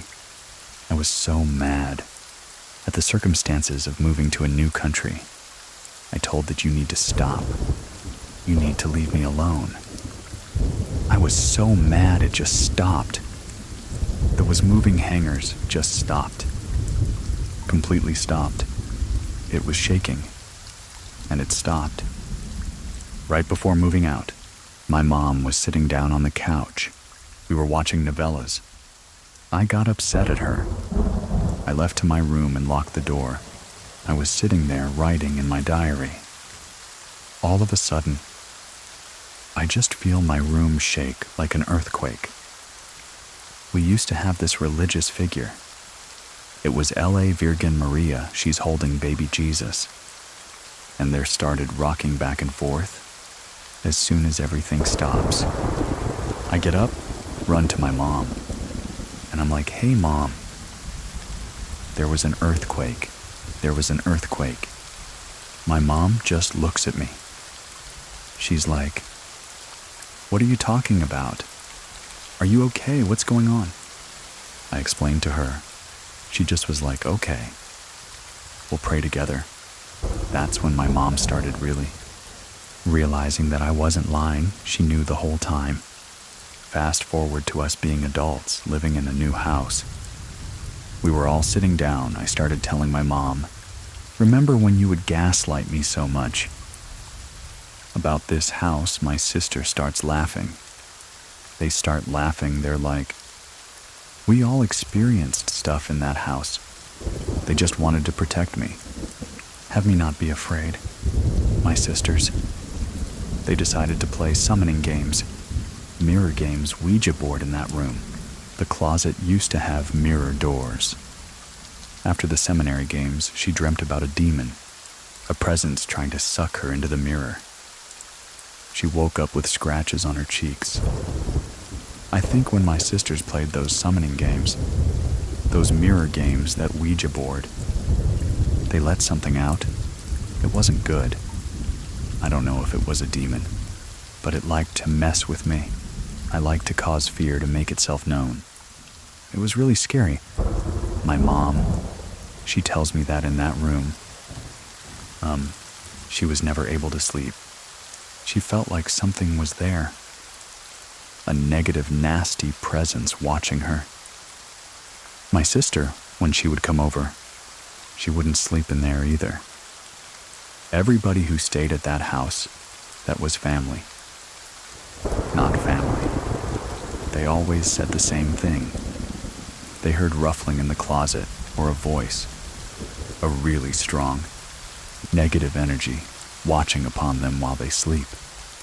Whatever it was, it's still in that house right now. That house, it's alone. Nobody lives in there. There's abandoned cars there. Somebody owns it, but I don't think anybody stays or resides there anymore. I've never been back to that house. I did go back to my friend's house. He lives next door. We were waiting.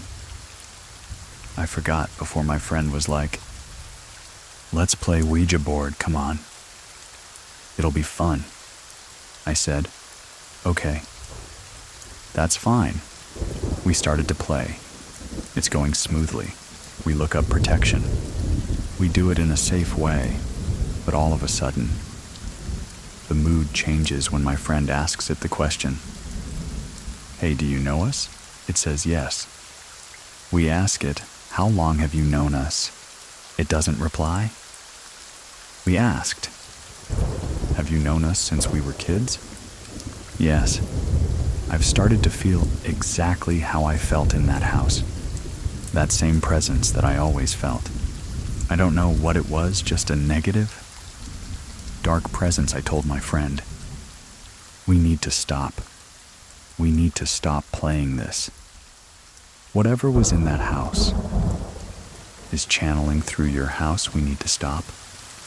When we stopped, we closed everything, said goodbye, but I still felt very uneasy, like I was being watched, the same way I hadn't felt in a long time. My friend was like, "Oh, you're fine, you're fine." I went home that day. I still felt the same way. Lights would flicker. I don't know if it was a coincidence. I started waking up at odd times. 3 in the morning, 2:30 in the morning. I started feeling scared. My friend was like, "You should go to somebody who does a cleansing." We did a cleansing. She said whatever was in that house before was trying to attach itself to me again. The curandera brujera, I don't know what to refer to her as, told me that, not to play with those things because in my family, somebody had done brujeria to my dad. Whatever was out to hurt my dad was out to hurt us. I didn't know this, my mom. She did confirm that. My grandma and my aunt would do brujeria. They would do things like that. That's what the lady ended up advising me. That's why I feel like I believe a lot in that now. So later on, my mom met the lady that rented the home. She asked my mom, was there anything? Did anybody pass away in this house? My daughters are experiencing things that we can't explain. My mom said, I would just pray and be strong with your faith. In your religion, they can't hurt you. My mom didn't tell her what happened. It is not to scare her. She had just rented out the house. She was a single mom. She was happy. I still experience paranormal things. We moved into a different house. And this one wasn't as scary. It was comforting. We moved into a house and my dad works with word a lot. He was making my mom's friends a box for her ashes. Her ashes were in our house. I remember this night. They had took my door away because I was being a bad kid. I was falling asleep. My dog was barking at the hallway. I pushed him so he would stop. I woke up, he's still doing it. I decided to cover him with the blanket. As I'm falling asleep, I felt something. Like when your mom used to wake you up to go to school. If she would touch your face to wake you up. That's what it felt like somebody was doing to me. I brushed it off. I thought it was my dog. Then I felt it again. I opened my eyes. There was nothing in the room. My dog was just sitting there frozen. I think he was scared. He was silent. I was like looking everywhere. There was nothing in the room. We say it's that person, my mom's friend, because I used to call her Grandma. I feel like in a way I was her coming to say bye. She never got to say bye to me, but that's a different experience. Not as scary as the ones in that house, where I felt things touching me or watching me. It's really scary to think. There's things out there that like to cause fear, that want to hurt you, especially when you're a child. Anyway, thank you very much for listening. Keep it scary, everyone. See you soon. See you soon. Please listen to the story Footprints and Walking in the Dark. I grew up in the Philippines. I moved to the US 13 years ago. I was around 23 when I migrated. I spent my childhood and early adulthood back home.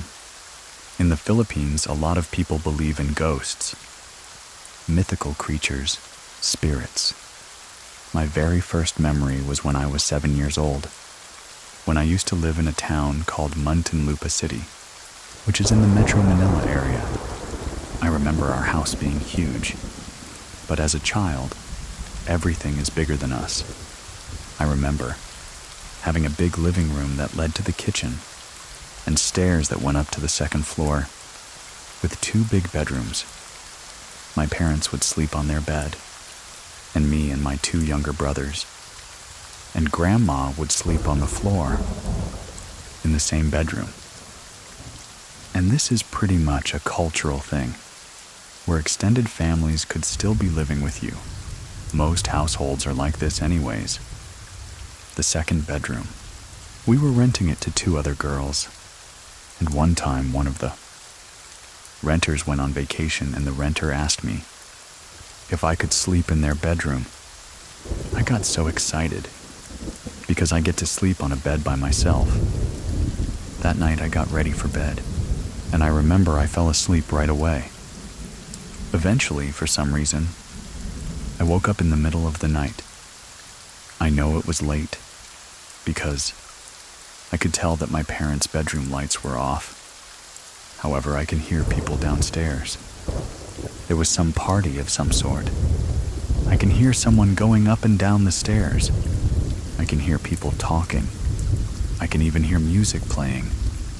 I wanted to shout and call my mom, but every time I would open my mouth, there was nothing coming out. I can't even whisper. There was a coat hanger close to the door. A big hat and hoodies were hanging on the coat rack. I could see a set of ice. They don't look like normal eyes, though, as they are just red, big, bright red eyes. I was so scared. I decided to cover myself with a blanket and prayed until I fell asleep. I told my mother what happened the next day, and she believed me. She said there was a thick that night. Ethic is a bird-like creatures of death that prowl the night in search for food. So that's one of Filipino mythical creatures that we believe in. Eventually, me and my family moved out of the house and moved to another city. My parents received a piece of land from their godparents and built a small house. Next to our house is my grandparents' house, and they just started building their own house there as well. I have so many stories from this house, from the moment we moved in, as they were building my grandparents' house, and up until everything was done. Me and my family were experiencing a lot of unexplainable things. The most unforgettable one was during time, when they were still building my grandparents' house. I was probably a teenager by this time, maybe around 13 or 14. I remember this was in the middle of the day. We just got done eating lunch. One of the construction workers started looking at our shoes and flip-flops right outside the door of our house. My mother was like, "What are you doing? What are you looking for?" The guy was not happy. He said that he just laid fresh cement on the stairs, and someone used the stairs and left footprints on the wet cement. My mom was not happy with that accusation, so me, my mom, and my other grandma, we went to go and check it out. When we got to my grandparents' house, we all saw little footprints on the wet cement, on the stairs. Whoever it was, whatever it was, left footprints on at least 3 to 4 steps from the second floor, where the bedrooms are down. It looked like it was coming down from the second floor, and it just gave us goosebumps. Goosebumps will crawl from the back of my neck think the footprints, they look like they're about the size of a year, or 2-year-old infant actual baby. We all don't know how to react. I remember my other grandma and my mom, seeing their hair standing on their arms, and the construction worker was just laughing because, he saw the sizes of our shoes and our flip-flops. They're not. They're too big for that size of the footprints. Whatever is on the wet cement, it's just too big. Can't be ours. And plus, we know we would get in trouble. So we would not do anything like that. Maybe after a year or two, my grandparents' house was constructed. I can't remember the reason. But I spent the night at my grandma's and slept in one of my aunt's bedrooms. I remember she has a queen-size bed. My aunt's queen-size bed was next to the wall, and she slept on the side, next to the wall, while I slept on the side that was closer to the door. In the middle of that night, I felt something was slowly moving my arm. It was holding me from my wrist, and I remember feeling the thumb and the middle finger on my wrist. It slowly lifted up my arm, and I felt it, so I turned around to my other side, where my aunt was lying down, and she was just asleep, so there was no way it was her that grabbed me. I didn't think much of it. I told my mother the next day, but I don't think she believed me at the time, saying that it was just probably a dream. When my aunt, who was living in Japan, came home for a visit, I spent the night in her bedroom, and when we woke up the next morning, there were baby handprints and lip marks on the mirror, and we know it's their baby's prints, handprints and lip marks, because they're so tiny, like literally baby handprint, same as the size, as tiny as those footprints that we saw on the cement. A little backstory. Years prior to completing the construction of the house, my aunt, who was living in Japan, she had a miscarriage. That was supposedly her first child, and we believe it might be that baby. Maybe trying to communicate, possibly looking for love, being playful and saying, "Hey, I'm still around."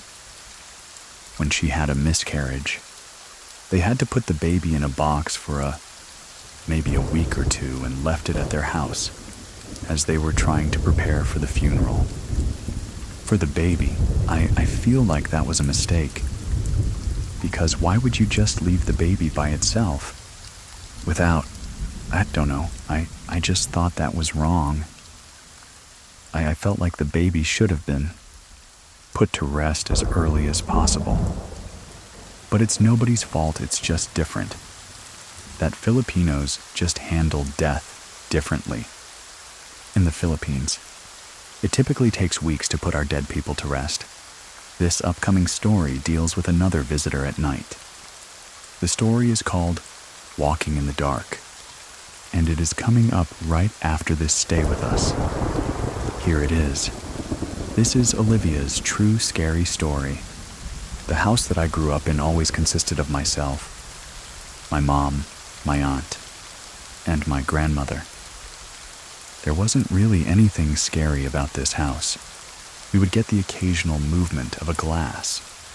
Sometimes you would hear things, but you never thought anything of it.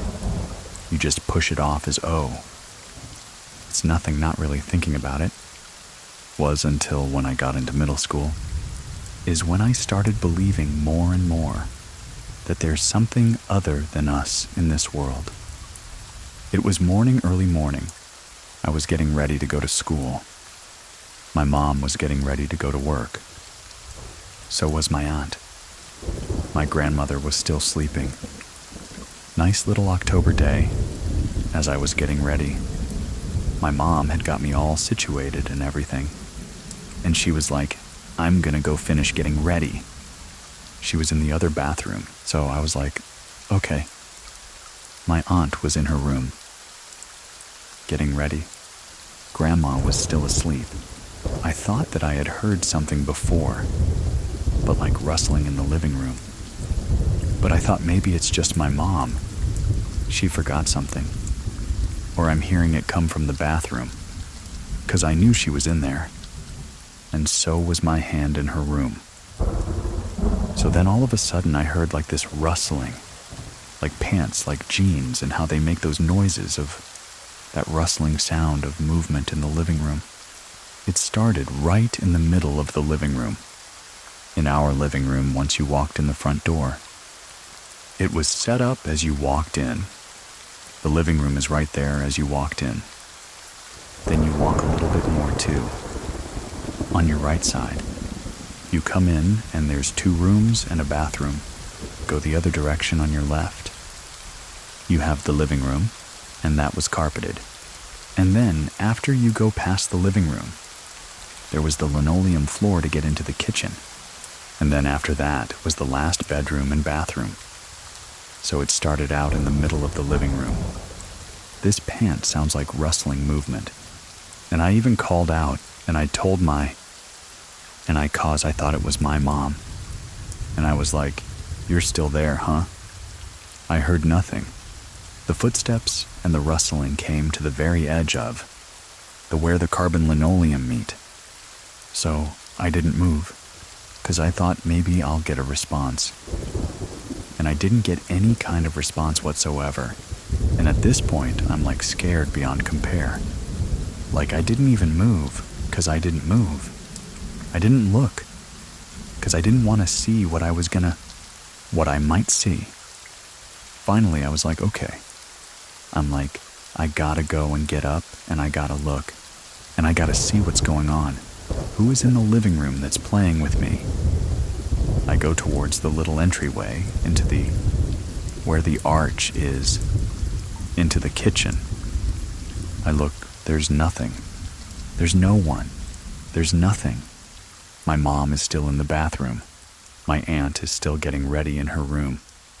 I go sit down because I'm like, this is beyond freaky. I'm like, how? So then my mom comes and she's like, what's wrong? So I started telling her what I heard, and she's like, what? I go, yeah. I said wrestling. I even animated the noise. I said, because this is what I'm hearing. I said, but then, when I went to go look, I said, there was nothing, there's nobody. So she equally got freaked out as much as I did.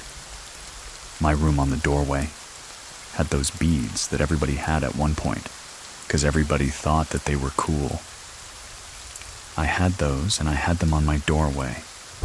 And every time you moved or you pulled them aside, they would make that nice little sound of like beads rustling.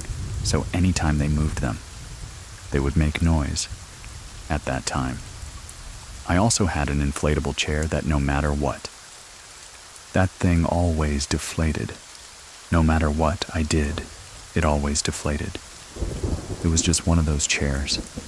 Every night, I would always put like my bedding on top of that chair, that inflatable chair, because I had nowhere else to put it. But I always made sure that I always moved it away from the wall, so that way it wouldn't like squink or get rubbed or anything against the wall and freak anybody out. So this one particular night, we had all gotten ready for bed and everything. My mom was the last to get ready for bed. I could see her, I could hear her and everything. And then finally she was like, night. We're all like night. Maybe 10-15 minutes later, I hear that rustling sound again, like somebody is walking. In our hall leading into our bedrooms was all carpet. You could hear it even more. And I was like, maybe it's my mom. I'm like, maybe she forgot something, or maybe she, instead of going all the way back to the other side of the house, where her bedroom was, she just needed to come back and grab water, or something. But then I heard the beads on my doorway. Like they kind of parted, and as they parted, you can hear that beating, moving, and clinking together. It was very light, but I could still hear it. I opened one eye, 'cause I was like, really? I'm like, maybe she forgot something. I looked, and I opened my eye, and I could see 4 of the strings of beads from my doorway, swaying back and forth. I got freaked out at this point. I'm like, maybe she touched it on her way. But mind you, that was like maybe 15 minutes before. I'm like, I'm not gonna think about it. It's late. I'm just gonna go to sleep. Again, I hear rustling, like actual somebody's walking. It starts from my doorway, moves past my TV to that inflammable chair that I have. I hear somebody as if somebody sat down in this chair. As you sat down in this chair, sometimes if you were against the wall and you, even though you were away from the wall, the way that you sat down, you would still somehow back up. So you would hear that squeaking sound of the chair, rubbing up against the wall. I'm at this point so scared out of my mind. I don't look. I don't call out. I don't do anything. I cover my head, scared as all can be, and I just leave it. So I think I must have fallen asleep. Next morning, I wake up. It's the week. It's a Saturday morning. I wake up, and as soon as I wake up, I instantly remember what I heard the night before. I'm like, I gotta check out this chair. Sure enough, it is like somebody had sat in the chair, because it was pushed up against the wall, which I had known that. I hadn't pushed it against the wall the night before, and like no way could my mom have come back, touched those beads, and then left without me hearing her or seeing her. I told my mom and my aunt the next morning. They were freaked out. I was freaked out, or like, yep. Nope, we're not. And we're like, maybe because my grandfather had passed away years ago when I was the age of 2. And they have a theory, I have this theory, that maybe it was my grandfather checking on me, making sure that I was okay.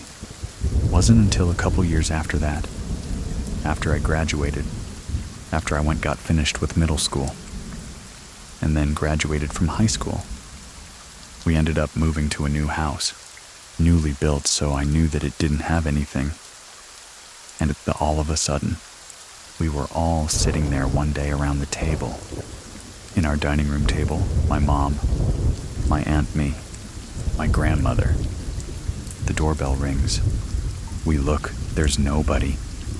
But it wasn't like the hard doorbell ring as I feel like sit really super hard. Makes that really loud doorbell he knows. One of us went to go look. There is nobody there. Again. I think that it was my grandfather checking on us again, just saying, hey, I'm here.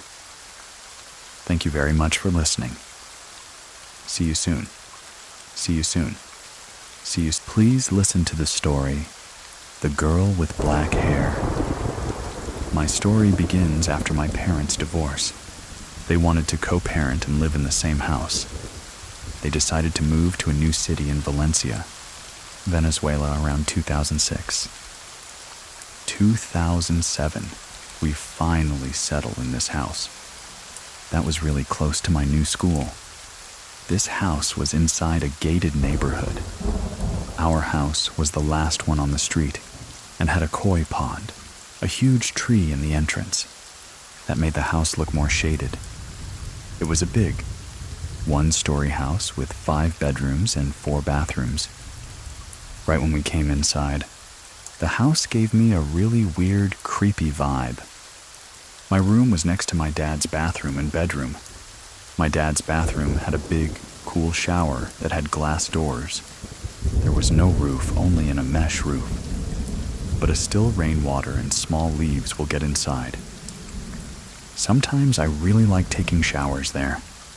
I had to get inside my dad's room to use the bathroom, and I always felt like there was a really welcoming, bad vibe in his room. It was always the coldest room in the whole house. I didn't like being in his room because of that. I used to enter and leave in a rush every time I use his bathroom. When we moved, we had some boxes and things in the studio go missing. My mom couldn't find an error again. My mom and my siblings started seeing black shadows. In different parts of the house, we always have the feeling of being watched, and an unwelcome feeling. There was this day, I was in the studio using the computer. You could see the studio through a window. In the living room, my brother was in the living room when he saw a man behind me, watching what I was doing. One afternoon, I was in my room, doing my homework and listening to music. Suddenly, I heard someone pounding with their face on my window. Really hard. I was really scared. I was frozen for a moment, until I thought maybe someone was breaking into the house.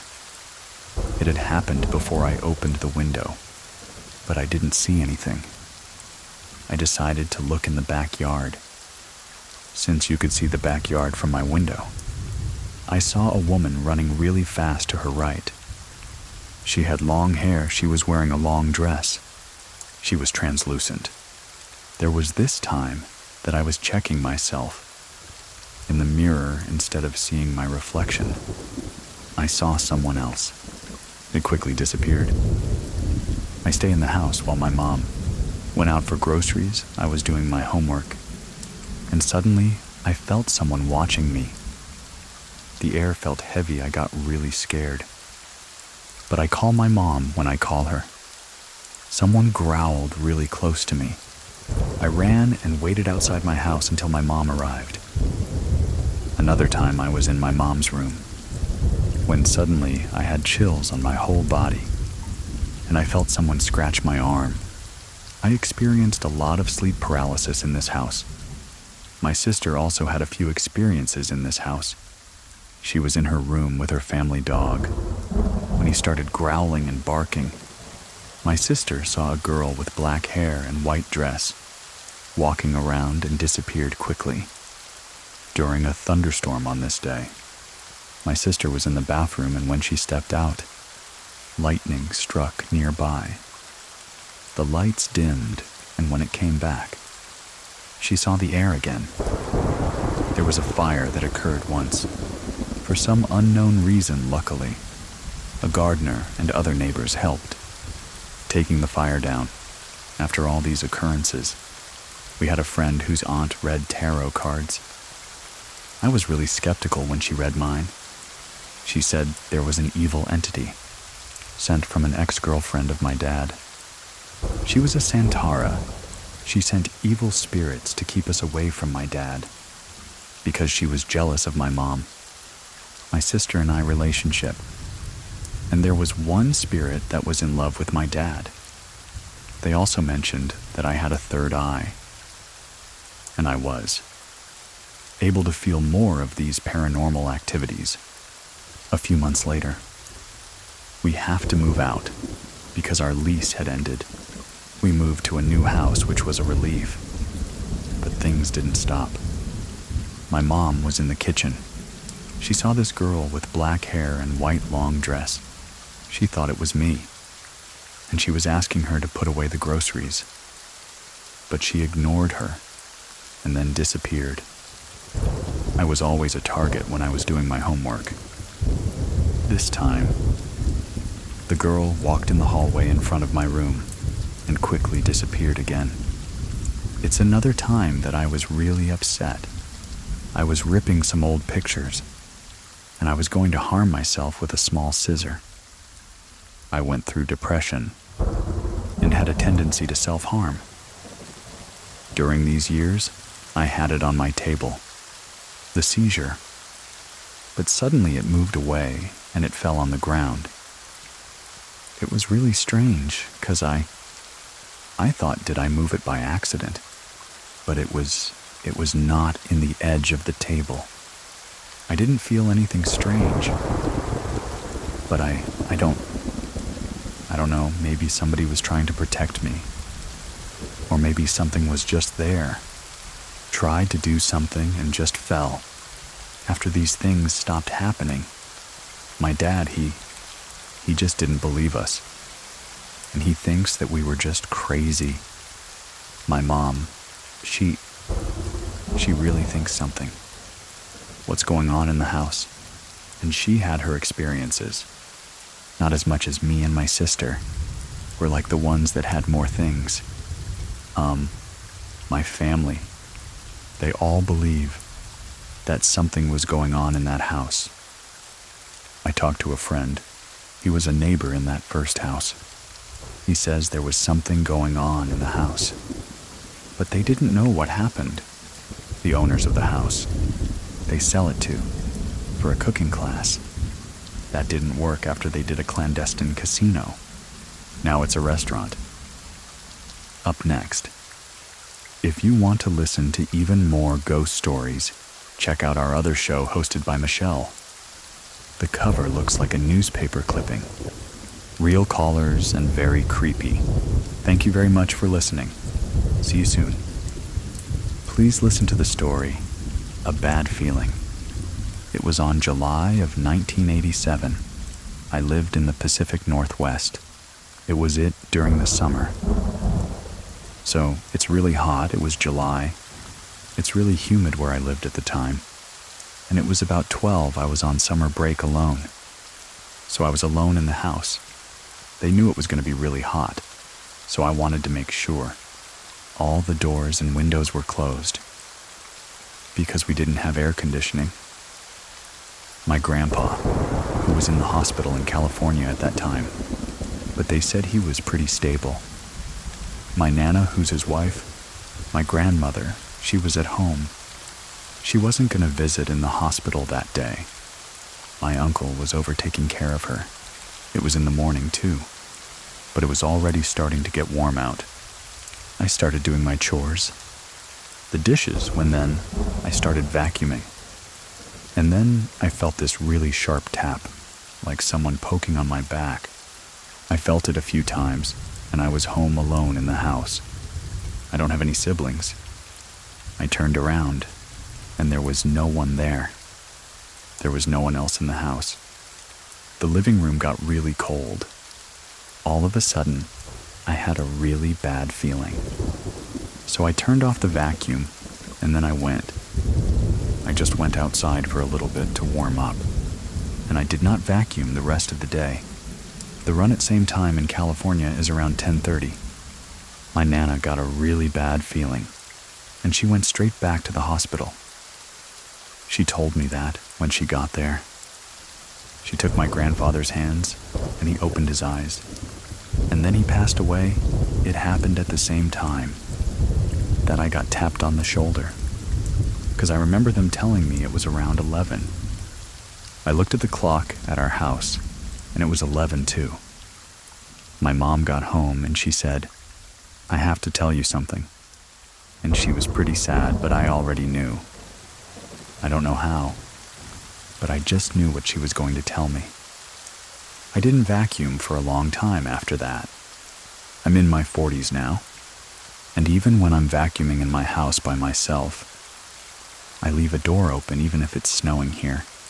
I'm so still terrified. Like 30 years later that this is going to happen again.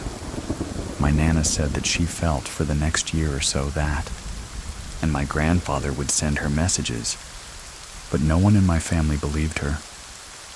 'Cause I just thought, she's just the grieving widow and making stuff up.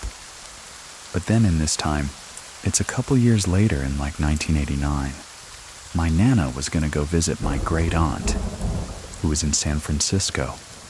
She was getting in the car, and she said, my grandpa spoke to her and told her not to go. She got out of the car and she called my great aunt. And they said, they calculated that the time it would have happened, she would have been on the bridge. and the time it collapsed. I don't know if you ever knew that. About the Bay Bridge collapsing, it was just toppled down onto another layer of the bridge, and hundreds of people died. It's really tragic. As with most of our calls go, I asked Tara if she had any more experiences, and she thought of one more. Here it is. My friend's friends got in 7th grade. It was summer. Got like a Ouija board, which my mom always told me, do not mess with those. Do not bring it in my house. I wasn't going to bring it in the house. But I went over to a friend of a friend's house. There's this girl, and she was just a little off. There was just something weird about her. But my best friend was with me, and it was daytime. I figured it would be okay. So we went over to her house, and we started playing with it. She started asking it questions. What's your name? Are you from here? Are you a bad spirit? And it said yes. So I was done at that point. I was like, okay, we should stop fighting like this. But she wanted to keep going, which was a little unnerving. So then she just kept asking it questions. Then my other friend was like, okay, we just need to stop this now, because we're inviting something bad into the house. We stopped, and we said goodbye. And then all the magnets on her fridge flew off the fridge to the other side of the house. I've never seen anything like.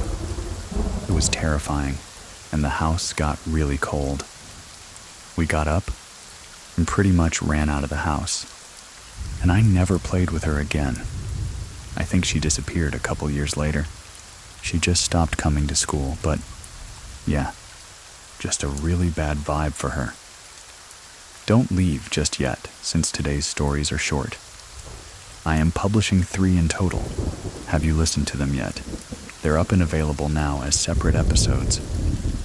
Also remember, you can share your own story with me over on True, scarystory.com, for your chance to have it featured.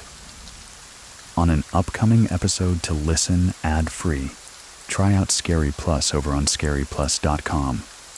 Completely free for 14 days, and then $4.99 a month, and you can cancel whenever you want. Thank you very much for listening.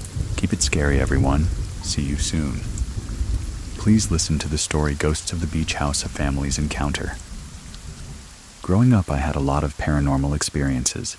They were super subtle sensitivity to energies, noticing things in the home, hearing things when I was growing up in Fredericksburg, Virginia, if you're unfamiliar with the place. There was a lot of battles that happened.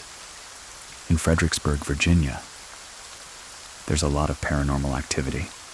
They do a lot of Civil War, Revolutionary War reenactment. My grandfather was a home inspector. He would take me on a lot of his home inspections, and he would tell me scary stories about the property. We would hear footsteps, and one time he was in a foyer of an old colonial home. A pot flew across. A lot of the times his equipment was moved. One time I was with him, we came back inside the house. I looked down on the floor. The door was open. There was 2 muddy handprints, and 1 muddy footprint for about 6 or 7 steps, as if somebody was crawling, because they didn't have a leg anymore. All of this was fun, and games for me, until I had the experience I'm about to tell you about. It happened a couple of years ago, in a different location, Topsail Island, North Carolina. Topsail Island, it was a massive hub for pirates. People think that they can still see Blackbeard's ship on the horizon. People also think that it might be the last resting place of Blackbeard's treasures. Topsail Island has a significant amount of energy. I had none of this information. When my family booked a vacation in Topsail, they were renting the beach house. When my family booked this vacation, I did travel all the way from Pennsylvania. Down to Topsail, I was already pretty tired. The drive was a couple of hours. For 6, I think, my boyfriend at the time. He picked me up, drove me all the way down. I slept a little bit in the car, but I was still really groggy. When I arrived at the beach house, it was not scary at all. It was a white house on stilts. The area surrounding was very swampy, but nothing that alerted me to anything. It was about 2-ish o'clock in the morning. I had just woken up. I was super groggy. I wasn't aware of what was going on. I'm locked on the door. My grandfather. He opened up the door. They both were whispering. They were tired. No one else was in the house. We said our greetings. It was cordial. Come in, okay? Thank you. Let's go to bed. My grandparents requested that my boyfriend and I sleep in separate rooms. They pointed me to the back room where I would sleep. It was through the kitchen. His room was closer to the front entrance and had a loft bedroom upstairs. I remember going into that room and feeling the heaviest weight I have ever felt in my entire life. This should have sent off some sort of ringer in my head, but it didn't. I was so tired. It was this really dense, thick smog kind of feeling. The feeling that hits you in the center of your chest, on your back, on your shoulders. I completely ignored it, and I had no other thoughts in my mind. Just unpack your stuff and get to bed. And I was unpacking these. These thoughts were not my own. I felt the energy of my past relatives. My great-grandmother was there. My great-grandfather was there. My great-aunt, they were there to protect me, to take care of me, and I just ignored it. I picked the bed, and that was closest to the back patio. I fell asleep. Enough time had passed. We are creeping into the 3 o'clock hour. We are creeping into the witching hour. I don't even know how long I was asleep. I was woken up by a pressing into the bed.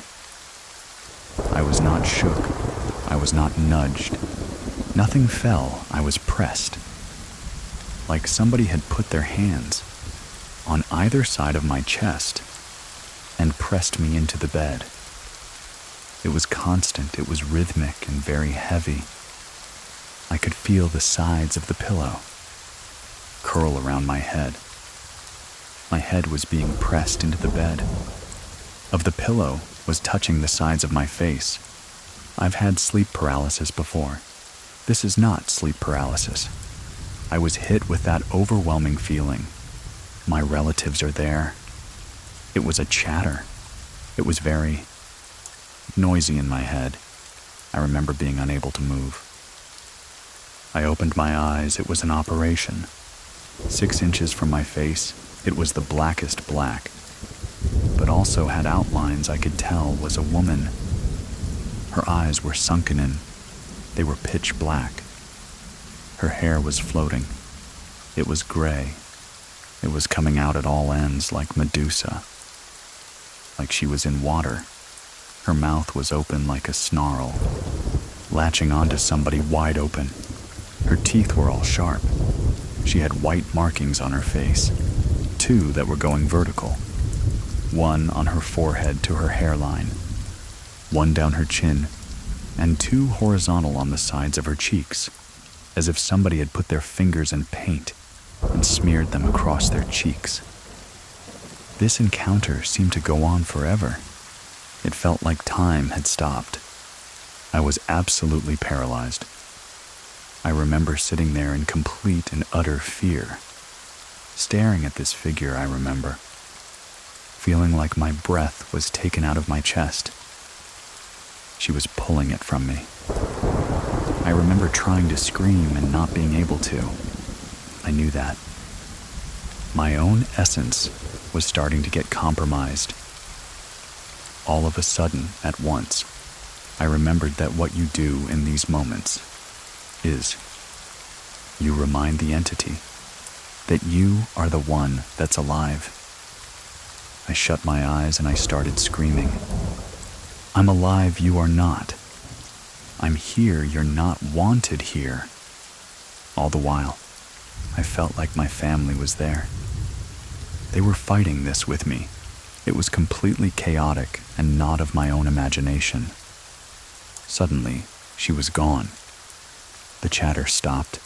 The pressing stopped. I could breathe again. I could talk again. I ran into my boyfriend's room at the time. I remember saying to him, I either had a very vivid dream or I just saw a ghost. He had also had his own apparition that he experienced at a different time and a different location, and he went, "Oh, okay. Well, let's go to bed." I remember going to bed that night and not believing it. The next morning, I woke up and I told my family. I was very vague about it. They joked about it and went, "Oh, maybe it's haunted." And I was like, "Okay, maybe," and we moved on with our day. They didn't take me seriously at all. Even though my grandfather had had experiences in his past, as well as my grandmother. She even captured an apparition in Fredericksburg with her camera sitting in a pew. My family is relatively sensitive, but we have never dabbled with anything that was dark, deliberately messing with us in any way. We went out, learned all about the pirates and tops and everything. That night, we as a family were playing Monopoly. The kitchen table was right next to my bedroom door. It was just fine. We had lots of laughs. And my grandmother said, "Okay, I'm gonna go to bed." And my boyfriend was like, "Okay, I'm just gonna go to bed. It's just my grandfather and I in the kitchen, cleaning up the board." He goes to my door. He stops and he stares. He looks back at me and says, "You're right. The pressure changes at night." And I went, "Okay. Well, I'm not going to spend the night there. I'm not going to sleep in that room. Never again." He went, "I don't blame you. I don't blame you. I don't blame you." And I spent the night within my boyfriend's room, who had a twin bed. It wasn't an ideal situation. The next morning I wake up, and I hear my grandmother from the top of the stairs say in almost a joking way, "Baka saw the ghost." And Baka is the name that I call my grandfather. I went, "What?" She was joking. But my grandfather, he was really shaken. He comes downstairs. He says at about 3 a.m, he was woken up by being pressed into the bed. This is a detail that I did not tell him. When he woke up, he kept his eyes closed and he turned over to my grandmother, who was to his right. He said annoyingly, "Pat, why? Why are you waking me up? She's still kind of asleep." "Doug, I'm not doing that." In that moment, he hears his wife's voice next to him. He opens his eyes. He sees a tall, black, shadowy figure in a top hat, sitting in the chair at the foot of the bed. He said to her then, "Who is sitting in that chair?" When she woke up, he turned to her. It was gone. I decided to sleep in the same room as my grandmother. I remember having the light on the whole time and having this unmistakable pressure surrounding me, constantly like chatter in my head, static around me. The energy was off, and my eyes were fixated on the foot of the bed. The moment that 3 a.m. passed, I turned over, looked at the clock, and I think it was 3:05, 3:10. Suddenly I was able to fall asleep. We told the owners of this house what had happened. They said, "Oh, you've never had any ghost encounters before." So I put it to bed, whatever that was. That was very much real. It became my ghost story. During COVID, I was flipping through some streaming service. There was some documentary style on sleep paralysis. They showed a picture of a sleep paralysis demon called the Old Hag. It was an artistic rendering, I think done over 100 years ago. and I froze. It's exactly what I had seen that night. There are other renderings of the old tag. That didn't quite fit the bill, but this one did. The sunken black eyes, the open mouth, the vampiric teeth, the floating gray hair, and the pressing on the chest, and it sent shivers up and down my spine. I found out that there are predominantly 2 sleep paralysis demons that have been known throughout centuries, throughout millennia, and across the world.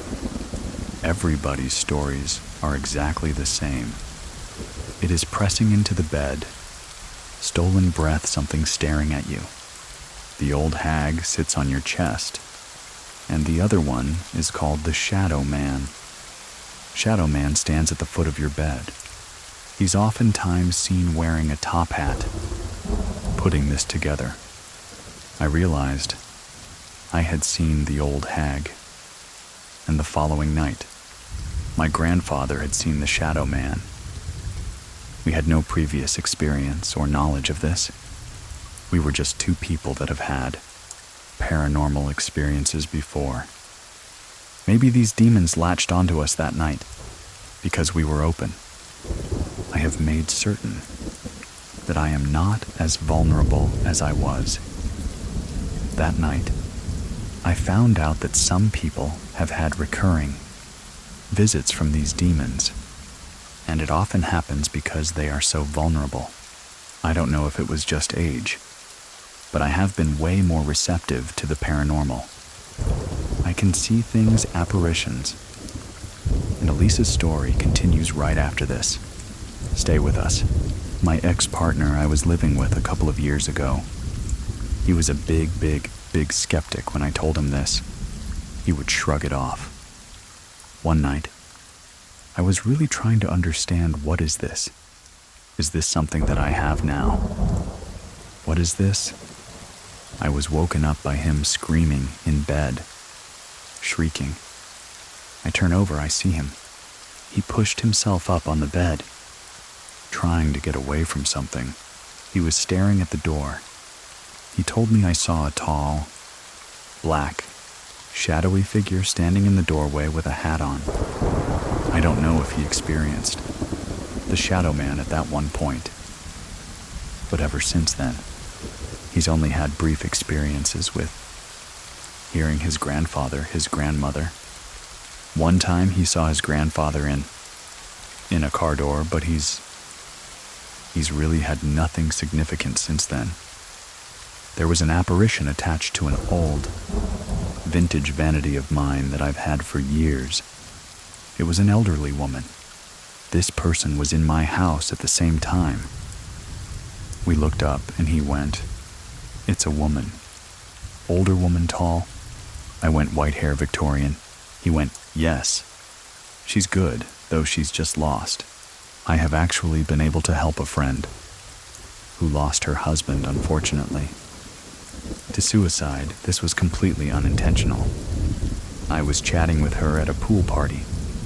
She started opening up to me, and suddenly her past husband was there. I was able to tell her things about him that she had not told me. I knew where he was touching her and how he was touching her. She started breaking down and crying. I don't know if that experience with that demon changed something in me that made me more open. But you bet I sage my house every day. I don't ever sleep on my back anymore. I just don't want to recreate that night. But it does seem that once these sleep demons enter your life, you become a little bit more attuned to the paranormal, I guess. Just had a lot of significant encounters since then. I used to live by an old iron mill, and I watched my dog get spooked by something, and at the same time I felt that pressure.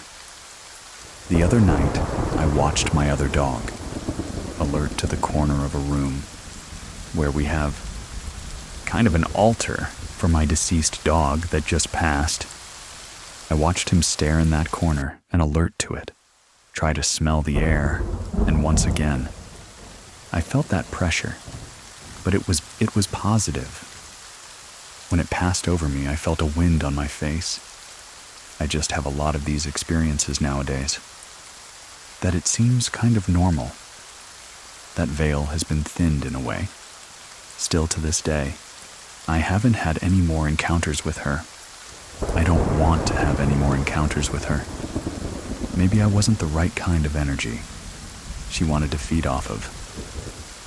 People will chalk it up to, oh, you were sleeping, and if you do some research on it, people don't actually know what sleep paralysis is. They don't understand why it happens. If someone has experienced sleep paralysis before, they know that it's completely different than being manipulated and seeing a demon. That was very different. I don't know if I can find that picture, but if you Google old hag demon, somebody put this depiction in a nurse's outfit. It's like blue-purple colored is the hue of the painting, just the way that her mouth is open, and her hair is standing on end, and how she's touching whomever she's sitting on. It's very similar to what I experienced. I don't know the origin. We have all of our theories on what demons could be. My personal theory is that demons are spirits that are stuck, that have been stuck for so many years. They become poltergeist and become demons. That's just my personal theory. Whoever the old hag and the shadow man are, they are ancient. They are millennia old. If you do some digging, you can find that there are encounters that people have had that are centuries old all across the globe. For me, that just validates it even further. Have you ever experienced sleep paralysis? Let me know in the comments or through Instagram. I'll leave my contact information in the description of this episode. I'm on there as Edwin Cove. That's EDWINCOV. And if you have a story that you want to share, head on over to True Scary Story. Communications subscribers, I'll talk to you in the next episode. And thank you, everyone that has tried Scary Plus over on Scary Plus. I really appreciate your support. Thank you very much for listening. Keep it scary, everyone. See you soon. See you soon. See you soon. Please listen to the story, The Girl with Black Hair. My story begins after my parents' divorce. They wanted to co-parent and live in the same house. They decided to move to a new city in Valencia, Venezuela, around 2006. 2007, we finally settled in this house. That was really close to my new school. This house was inside a gated neighborhood. Our house was the last one on the street and had a koi pond, a huge tree in the entrance that made the house look more shaded. It was a big, one-story house with 5 bedrooms and 4 bathrooms. Right when we came inside, the house gave me a really weird, creepy vibe. My room was next to my dad's bathroom and bedroom. My dad's bathroom had a big, cool shower that had glass doors. There was no roof, only an mesh roof. But a still rainwater and small leaves will get inside. Sometimes I really like taking showers there. I had to get inside my dad's room to use the bathroom, and I always felt like there was a really welcoming, bad vibe in his room. It was always the coldest room in the whole house. I didn't like being in his room because of that. I used to enter and leave in a rush every time I used his bathroom. When we moved, we had some boxes and things in the studio go missing. My mom couldn't find an error again. My mom and my siblings started seeing black shadows. In different parts of the house, we always have the feeling of being watched, and an unwelcome feeling. There was this day, I was in the studio using the computer. You could see the studio through a window. In the living room, my brother was in the living room when he saw a man behind me, watching what I was doing. One afternoon, I was in my room, doing my homework and listening to music. Suddenly, I heard someone pounding with their face on my window. Really hard. I was really scared. I was frozen for a moment, until I thought maybe someone was breaking into the house. It had happened before I opened the window, but I didn't see anything. I decided to look in the backyard. Since you could see the backyard from my window, I saw a woman running really fast to her right. She had long hair. She was wearing a long dress. She was translucent. There was this time that I was checking myself in the mirror instead of seeing my reflection. I saw someone else. It quickly disappeared. I stay in the house while my mom went out for groceries. I was doing my homework, and suddenly I felt someone watching me.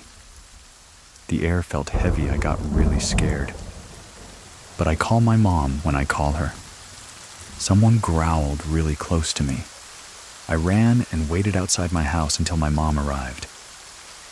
Another time I was in my mom's room, when suddenly I had chills on my whole body, and I felt someone scratch my arm. I experienced a lot of sleep paralysis in this house. My sister also had a few experiences in this house. She was in her room with her family dog when he started growling and barking. My sister saw a girl with black hair and white dress walking around and disappeared quickly. During a thunderstorm on this day, my sister was in the bathroom, and when she stepped out, lightning struck nearby. The lights dimmed, and when it came back, she saw the air again. There was a fire that occurred once. For some unknown reason, luckily, a gardener and other neighbors helped, taking the fire down. After all these occurrences, we had a friend whose aunt read tarot cards. I was really skeptical when she read mine. She said there was an evil entity sent from an ex-girlfriend of my dad. She was a Santara. She sent evil spirits to keep us away from my dad because she was jealous of my mom, my sister and I relationship. And there was one spirit that was in love with my dad. They also mentioned that I had a third eye, and I was able to feel more of these paranormal activities. A few months later, we have to move out because our lease had ended. We moved to a new house, which was a relief, but things didn't stop. My mom was in the kitchen. She saw this girl with black hair and white long dress. She thought it was me, and she was asking her to put away the groceries. But she ignored her and then disappeared. I was always a target when I was doing my homework. This time, the girl walked in the hallway in front of my room and quickly disappeared again. It's another time that I was really upset. I was ripping some old pictures, and I was going to harm myself with a small scissor. I went through depression and had a tendency to self-harm. During these years, I had it on my table, the seizure, but suddenly it moved away and it fell on the ground. It was really strange, because I thought, did I move it by accident? But it was not in the edge of the table. I didn't feel anything strange. But I don't know, maybe somebody was trying to protect me. Or maybe something was just there. Tried to do something and just fell. After these things stopped happening, my dad, he just didn't believe us. And he thinks that we were just crazy. My mom, she really thinks something.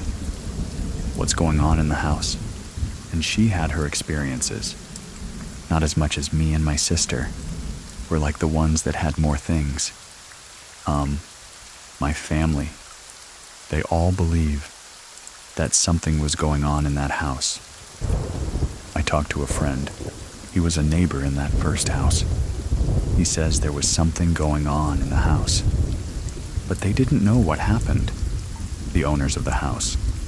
They sell it to, for a cooking class. That didn't work after they did a clandestine casino. Now it's a restaurant. Up next, if you want to listen to even more ghost stories, check out our other show hosted by Michelle. The cover looks like a newspaper clipping.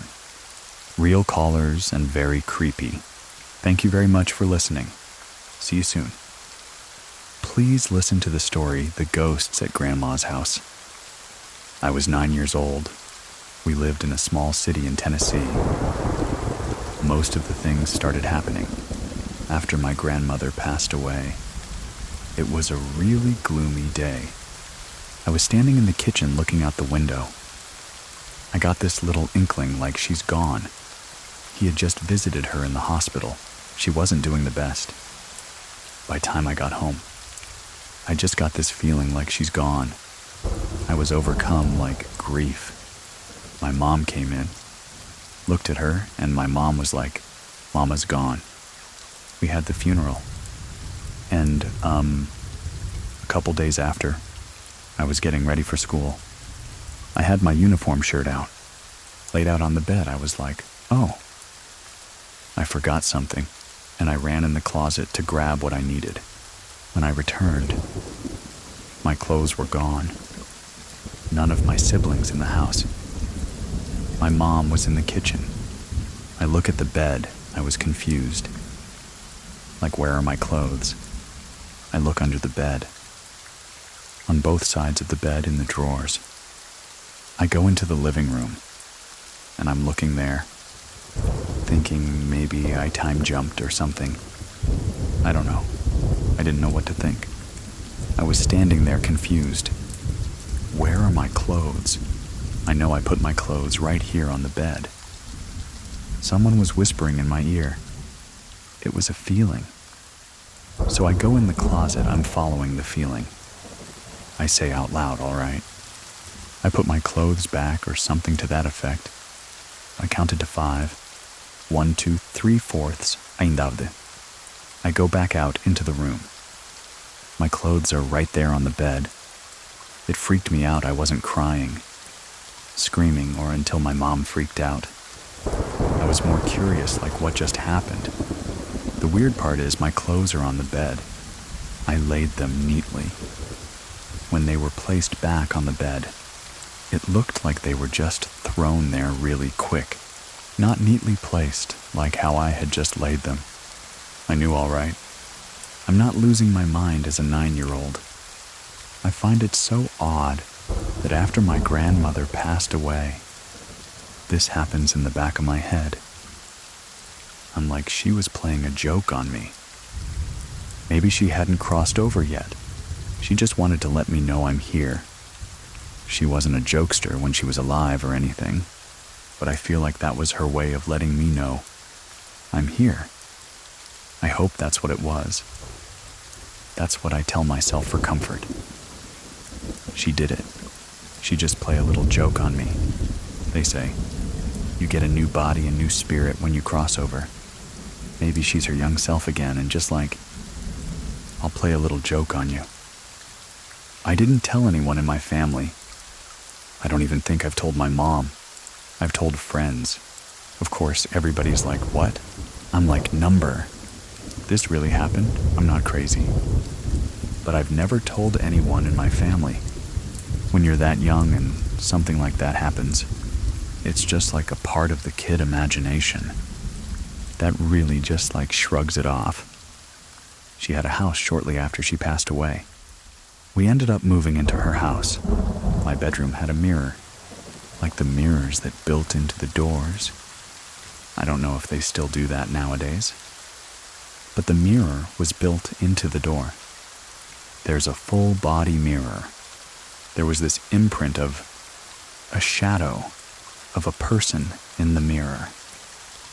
From the shoulders up, it was almost like the person peeking. It just stayed there, imprinted in the mirror. It was a lady. She had this little top bun. I didn't pay it any mind. Nothing weird ever happened in that house. No funny noises or anything like that. We moved from Tennessee to a different state. We did a little moving around, and then we finally settled. We got this little one-story house. It was a really simple layout. Walk in the door, the living room's to the right. But you can also walk in the living room and go to the other side of the wall and walk through to the kitchen. So it's a circle front door. Living room, you can go to the kitchen. You can just go around like that. To the left was the hallway. My room was on the left. There was a corner room. My mom room on the right, and the bathroom across from my room. One night, I was in a house. There was a lamp that sat on the opposite side of the living room. Anything in front of that lamp creates a shadow to the other side of the room before you enter into the kitchen. From the opposite side of the living room, there was a back door and short blinds on that door.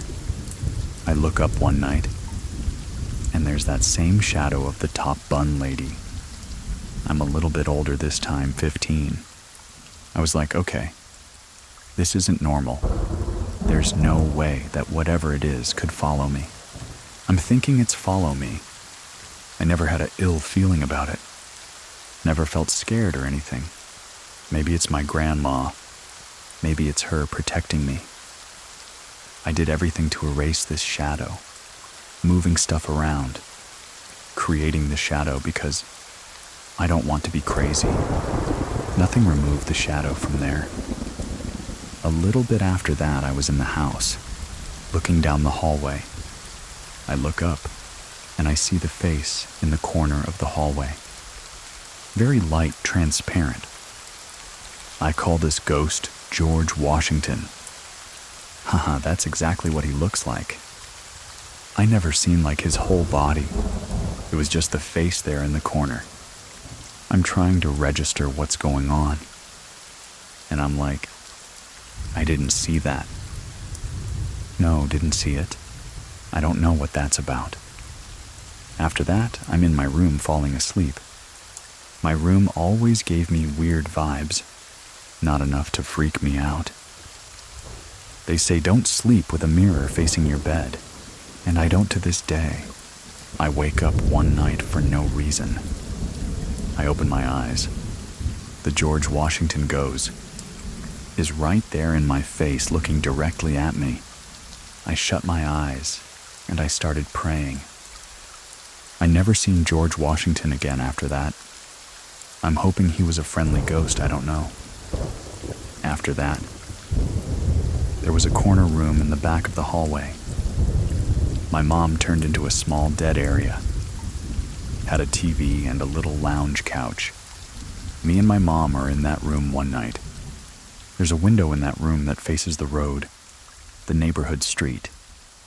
There's a cul-de-sac right there. In that cul-de-sac starts the next street, with the row of houses on the opposite side. I don't know what to call this. It wasn't a ditch was really deep, but it was this really steep hill.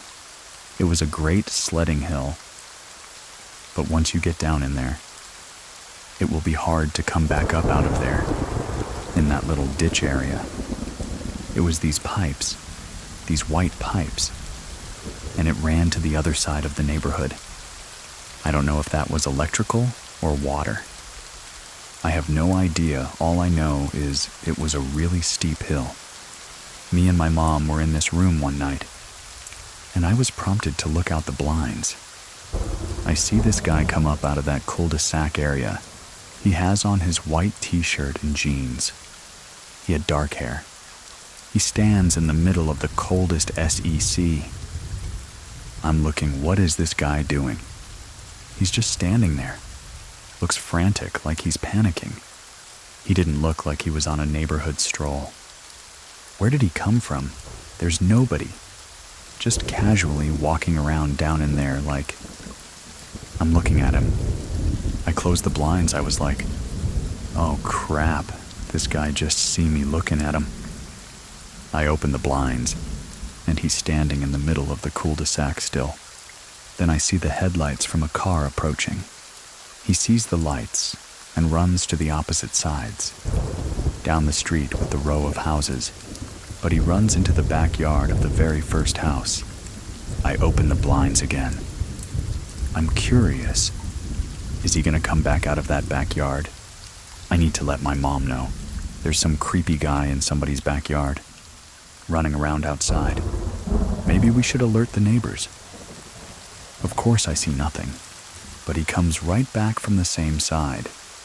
It was like take two in a movie scene. Everything happened exactly the same. He looked at me. The car lights approach again. The same thing, he sees the car lights. He takes off behind the same house. I do remember being at the bus stop, telling my friends about it. And they were like, oh. One of my friends was like, there's a little girl at my house. She calls my name. Tiffany said the little girl be in the house, like Tiffany. Who's calling her name? Another girl said a little boy running around her house. We just came to the conclusion, we're on the aerial land or something like. What's going on in this neighborhood? A year or two ago, my niece called me, was like, hey auntie, can you come pick me up? Cancel my address. I'm driving and I'm like, oh crap. I'm going back to my old neighborhood. I never wanted to go back to this place again. I didn't want my wheels touching the ground of this neighborhood. I get there and I'm texting her like, come on please, like hurry up. So she's like, why are you acting like that? And I told her the story. Creeped her out well. I'm driving to get out of the neighborhood.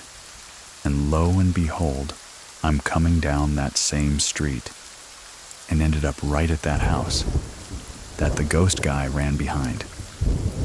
When he received the car light, I'm telling you, this is the ditch. Do you see what I'm talking about? You can't just walk down there. You can't just come back up. She was like, auntie, let's get out of this neighborhood, haha. I was like, yeah, let's go, let's get out of here. I show her the house. When I rolled past the house, like my arms just stood up because I'm like, I left the energy here. I don't want it to recognize me. Her story continues right after this stay with us, after we moved to the new state. I had experienced sleep paralysis once or twice. I don't know, it's because we were adjusting, and I was just acceptable because I was young. Mine was more of, I'm sleeping. I'm waking up and I'm held down by something. I grew up Christian, so I would always call on the name of Jesus, and it will stop immediately. After a while, it stopped completely. I guess it was like this girl got God power. You can't mess with her. The one experience that stands out the most. I was in high school. It was finals week. Finals week are stressful. It was senior year finals. At that, it was makeup break. I was laying in my bed, and I felt something sit on my bed. All of a sudden, I hear my daddy call my name. I'm laying on my right side. It comes on the left side, spoons me. My daddy used to be a pastor, so I don't know if that was my angel or something. But I hear my daddy call my name, and it releases me. I know this is an episode of sleep paralysis. I'm able to look over my shoulder at my door. I see this black figure open the door and shut it. After that, I was able to jump up. I go out into the living room and I'm like, Dad, there's no one in the house. Not a soul. I call my dad. He's like, I'm at work. Did you call my name? He's like, I'm at work. Hey, I haven't been touched by anything ever before. Just seeing stuff that will really freak me out. For sure. All of my experiences freak me out. But when that thing spooned me, I was like, what is this? Was this real? Now that I'm older, I know like to not give it your energy. Don't acknowledge it. Don't give it anything. I just pray. I keep God first. I ask him to protect me, and that's what he does. I think the last sleep paralysis episode I had was 3 years ago. I battled between sleep paralysis and astral projection. Remember being in my room one night. I never lay on my back. I lay on my back. I remember feeling like I was floating. I can see my bedroom door, my wall, and I'm like, why am I floating? After that, I woke up. Why was I floating if it was sleep paralysis? I would have noticed something holding me down. I legit felt like I was floating. Maybe it could have been a dream when I have heard stories. Maybe it wasn't that, maybe. Maybe I was just sleeping. I love true scary stories.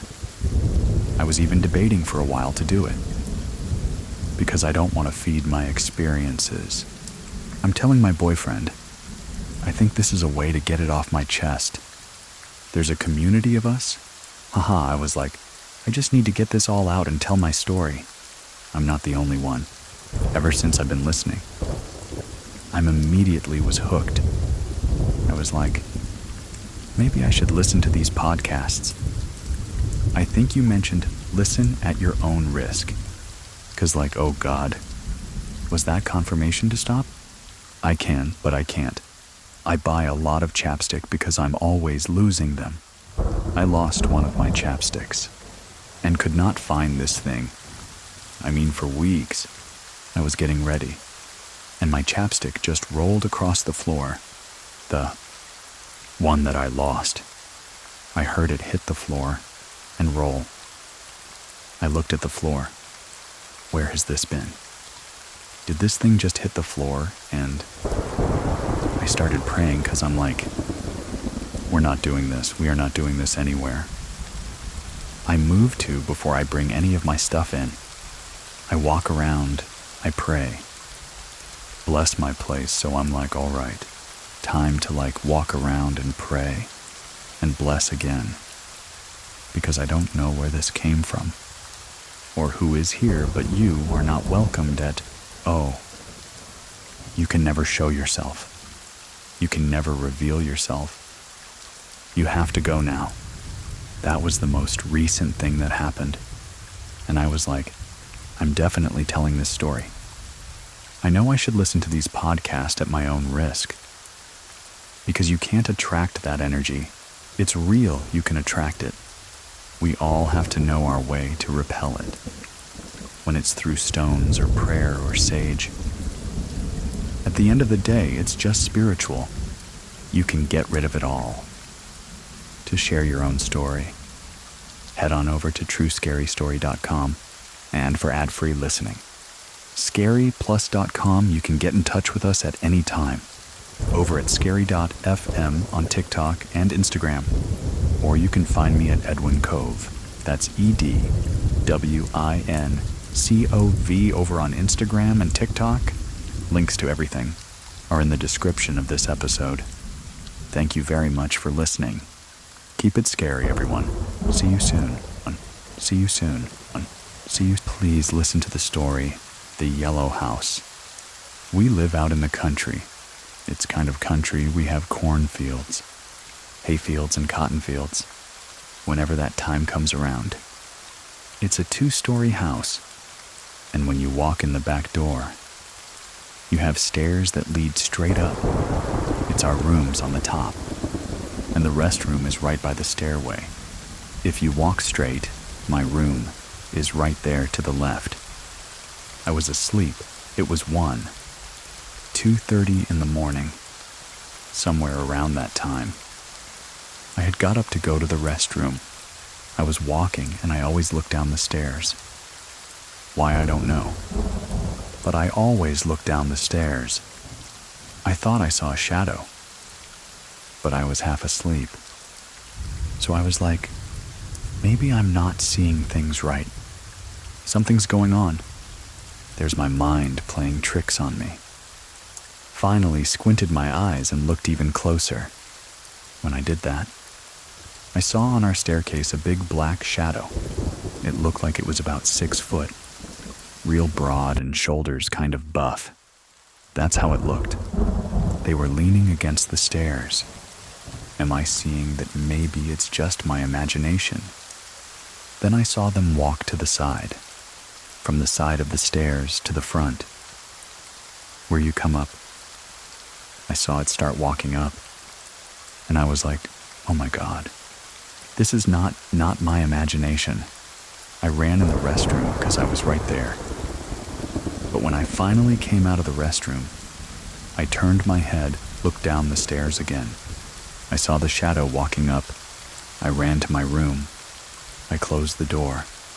I called my husband. Can you please come home from work? I'm so scared. I saw something. Something is not right. This is not how it's supposed to be. I'm freaking out. I just need you to come home, please. Like, make sure everything's okay. When my husband came home, he said that he didn't see anything. Everything was fine. So I told my mom about it. My mom actually prayed over the house. Her and my husband felt the hair on the back of their neck stand up. They know I don't know what it is. We couldn't figure out why I would see something. My sister, her and her boyfriend at the time were having problems. They had separated. She went to go spend the night at a friend's house. That morning the friend woke up and told my sister that he had a dream. He saw this big black shadow. He described the shadow to me, and it was the exact same way. I saw the shadow here at my mom's house, coming up the stairs. How can I see the shadow? And then you see that same shadow. My sister and her ex-boyfriend at the time. They worked everything out. They were together. My sister said that she had woke up. She saw a shadow on the wall. The way she described it was the same shadow that I saw. The same shadow that her friend has saw in his dream. The only person who saw it more than once was my sister. But it was before I had saw it. She had always thought that she was just seeing things when she had told her boyfriend about it. He goes, oh yeah, that's the shadow that I've seen before. That shadow has been following me for years. I don't know why. My mom prayed over everybody. She prayed over my sister's apartment. But we never saw the shadow again. But we could never figure out why. All three of us saw that shadow when it was supposed to be following the boyfriend. At the time, we didn't understand what's going on, that we've all seen it. My mom was like, maybe someone put a voodoo doll on him. That was our first instinct. Maybe someone put something on you. He's like, why? I've had it follow me for years. He's seen it for so long. He just thought it was just gonna be part of him for the rest of his life. We were freaking out. Why would this shadow follow you? And then come to the house. And someone see it in their dreams. It was just so creepy. It's so hard to even explain the feelings you feel when you see something like that. Then to have two other people see the same thing in two different places. I was scared, I want to say, for 6 months. I was scared to even look down the stairs because I was always worried that I was going to see a shadow, just that same shadow again. After that, I was like, I'm not going to look down those stairs anymore. What if I see something? I don't want to go through that again. But after those months had went by, everything was okay. Everything calmed down. No one saw the shadow again. It happened in the same house where we've seen stuff and heard things. On our cameras that we have around the house, we have them in the front, on both sides, and on the back of the house. We have a patio in the back of our house, and it's not covered, it's just a concrete patio. We have a real big bright light out there, so we can see everything, but we make sure there's no animals and stuff coming up. To the back of the house, my mom was like, oh, look at this video. You can see all these orbs flying around in the back of it. And I was like, Mom, you didn't see that. She was like, what are you talking about? See what I go, look on the shadow, and you can see. It looks like somebody's walking. You see the shadow of their legs, but you don't see nobody there. Looks like when you're walking on your driveway, and it's sunny, your shadow. All you see is your legs on the ground. That's exactly what we saw on the patio at nighttime. My tias and everybody, they're like, y'all's house is haunted. I don't think it's haunted, but there's stuff that's going on out here where we live. We catch a lot of weird things here. We're kind of like, it's whatever. We've seen it, you know. We've heard it, pretty used to weird things going on. I told my mom if I see another shadow, then yeah, we're definitely out of here. Other than that, we're all used to it. Seeing the orbs on the cameras and everything like that. No one scared my kids. They're not scared to be here. At a house that we lived at before, I was 4 or 5, it was 98. 99, we had lived in another 2-story house. This one was real old. The house was built in the 40s or 50s. It had a kitchen, a big dining room, a den, and then you had your living room. 2 bedrooms, and upstairs 3. Small bedrooms up there. It was this old yellow house, as we always called it, the yellow house. At first, everything was fine. Then there was one night. My mom had heard this woman screeching or yelling. She had woke up. My daddy was like, oh, it's just a bottle outside. The wind's probably blowing on it. Just go to bed, it'll be okay. My mom went back to sleep. Some time had went by, my daddy was at work. He worked nights, and it was me. My mom and my sister, we were all laying in bed. I was asleep, and my mom's heard the loud screeching noise again, and she turned to my sister and was like, did you hear that? She goes, yeah, I heard it. She heard it again, but this time it was louder and even uglier than before. She grabbed me and ran out of the house, got her keys, and they went to my grandparents' house. They knocked on the door, and my grandma was like, Mia, what's going on? She goes, we heard something, Mom. In the house, I'm not going back home. She goes, well, you must have been in a hurry. You don't have your shoes on, or you have your purse. She left as she just grabbed the keys. We're trying to get out of there. My mom had told my Thea about it. My Thea was like, well, sister, you need to stand your ground. You need to pray. You need to fight it. Have a spiritual battle against this spirit. Let him know that this is your house, and they're not welcome here. They need to leave you and your family alone. My mama said, okay. She was asleep. We were all laying down. My daddy wasn't there. He was at work again. She heard that woman yell again, doing that screeching noise. My mom got up. She said a prayer for herself. She prayed over me and my sister. She was like, all right, we're gonna do this. We're gonna fight this.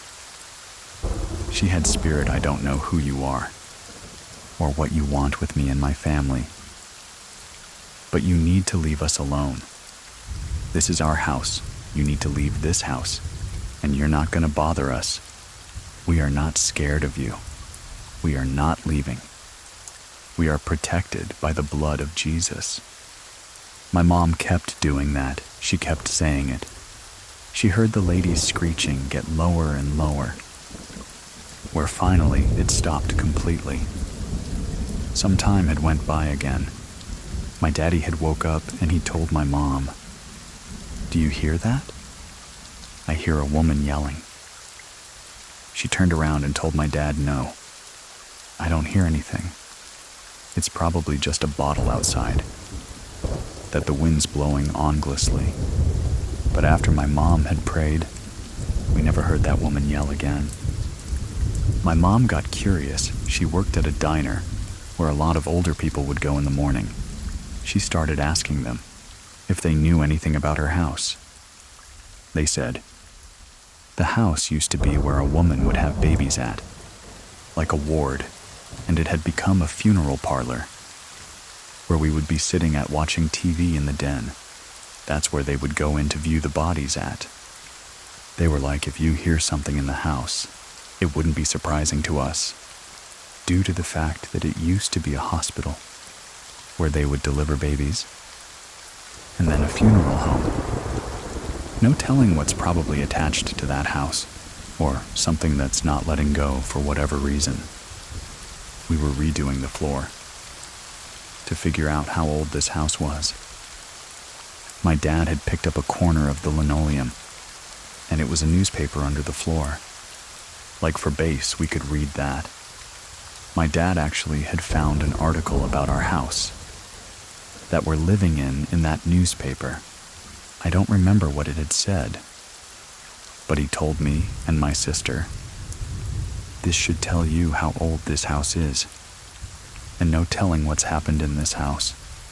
To see that there's newspaper under the floor that they've used in place of tarp, stuff they put under for flooring, like for laminate.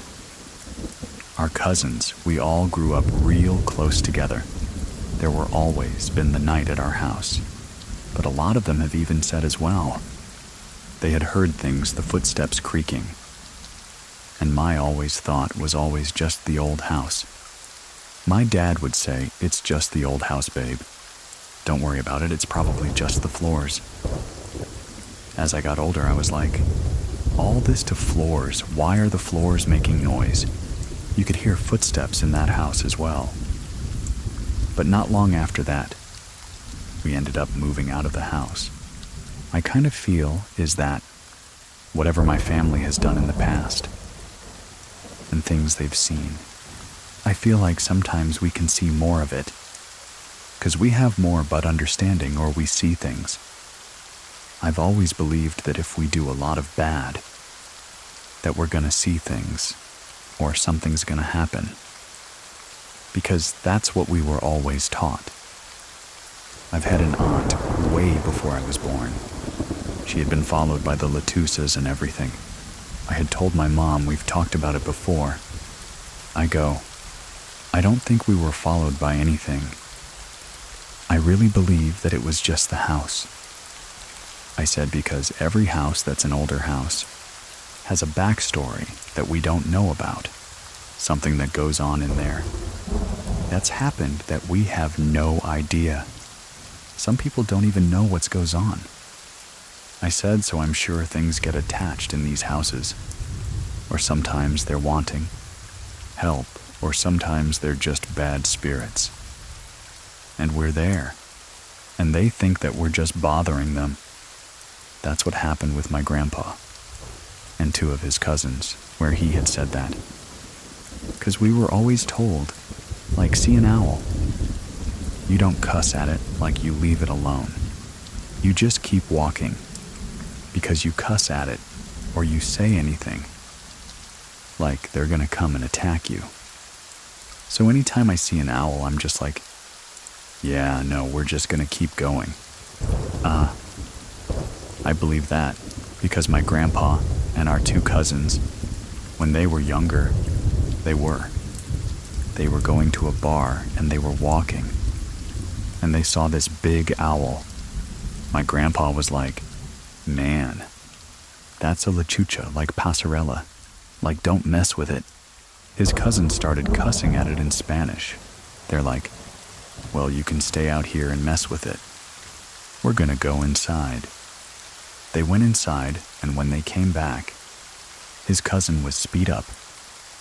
It looked like he had got into a fight. His shirt was tore up, and they asked him what happened.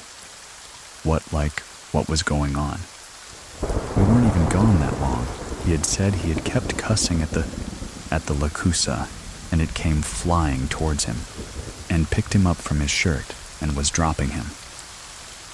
After that, I was like, oh yeah, They're definitely real. I see a owl, I'm never cussing at it. I'm just gonna keep walking, act like I don't see it. Everything will be okay. As I reviewed many of the stories we did this year, there was one recurring entity that kept popping up. Shadow figures. What are they? Let me know your thoughts. Thank you very much for listening. See you soon. See you soon.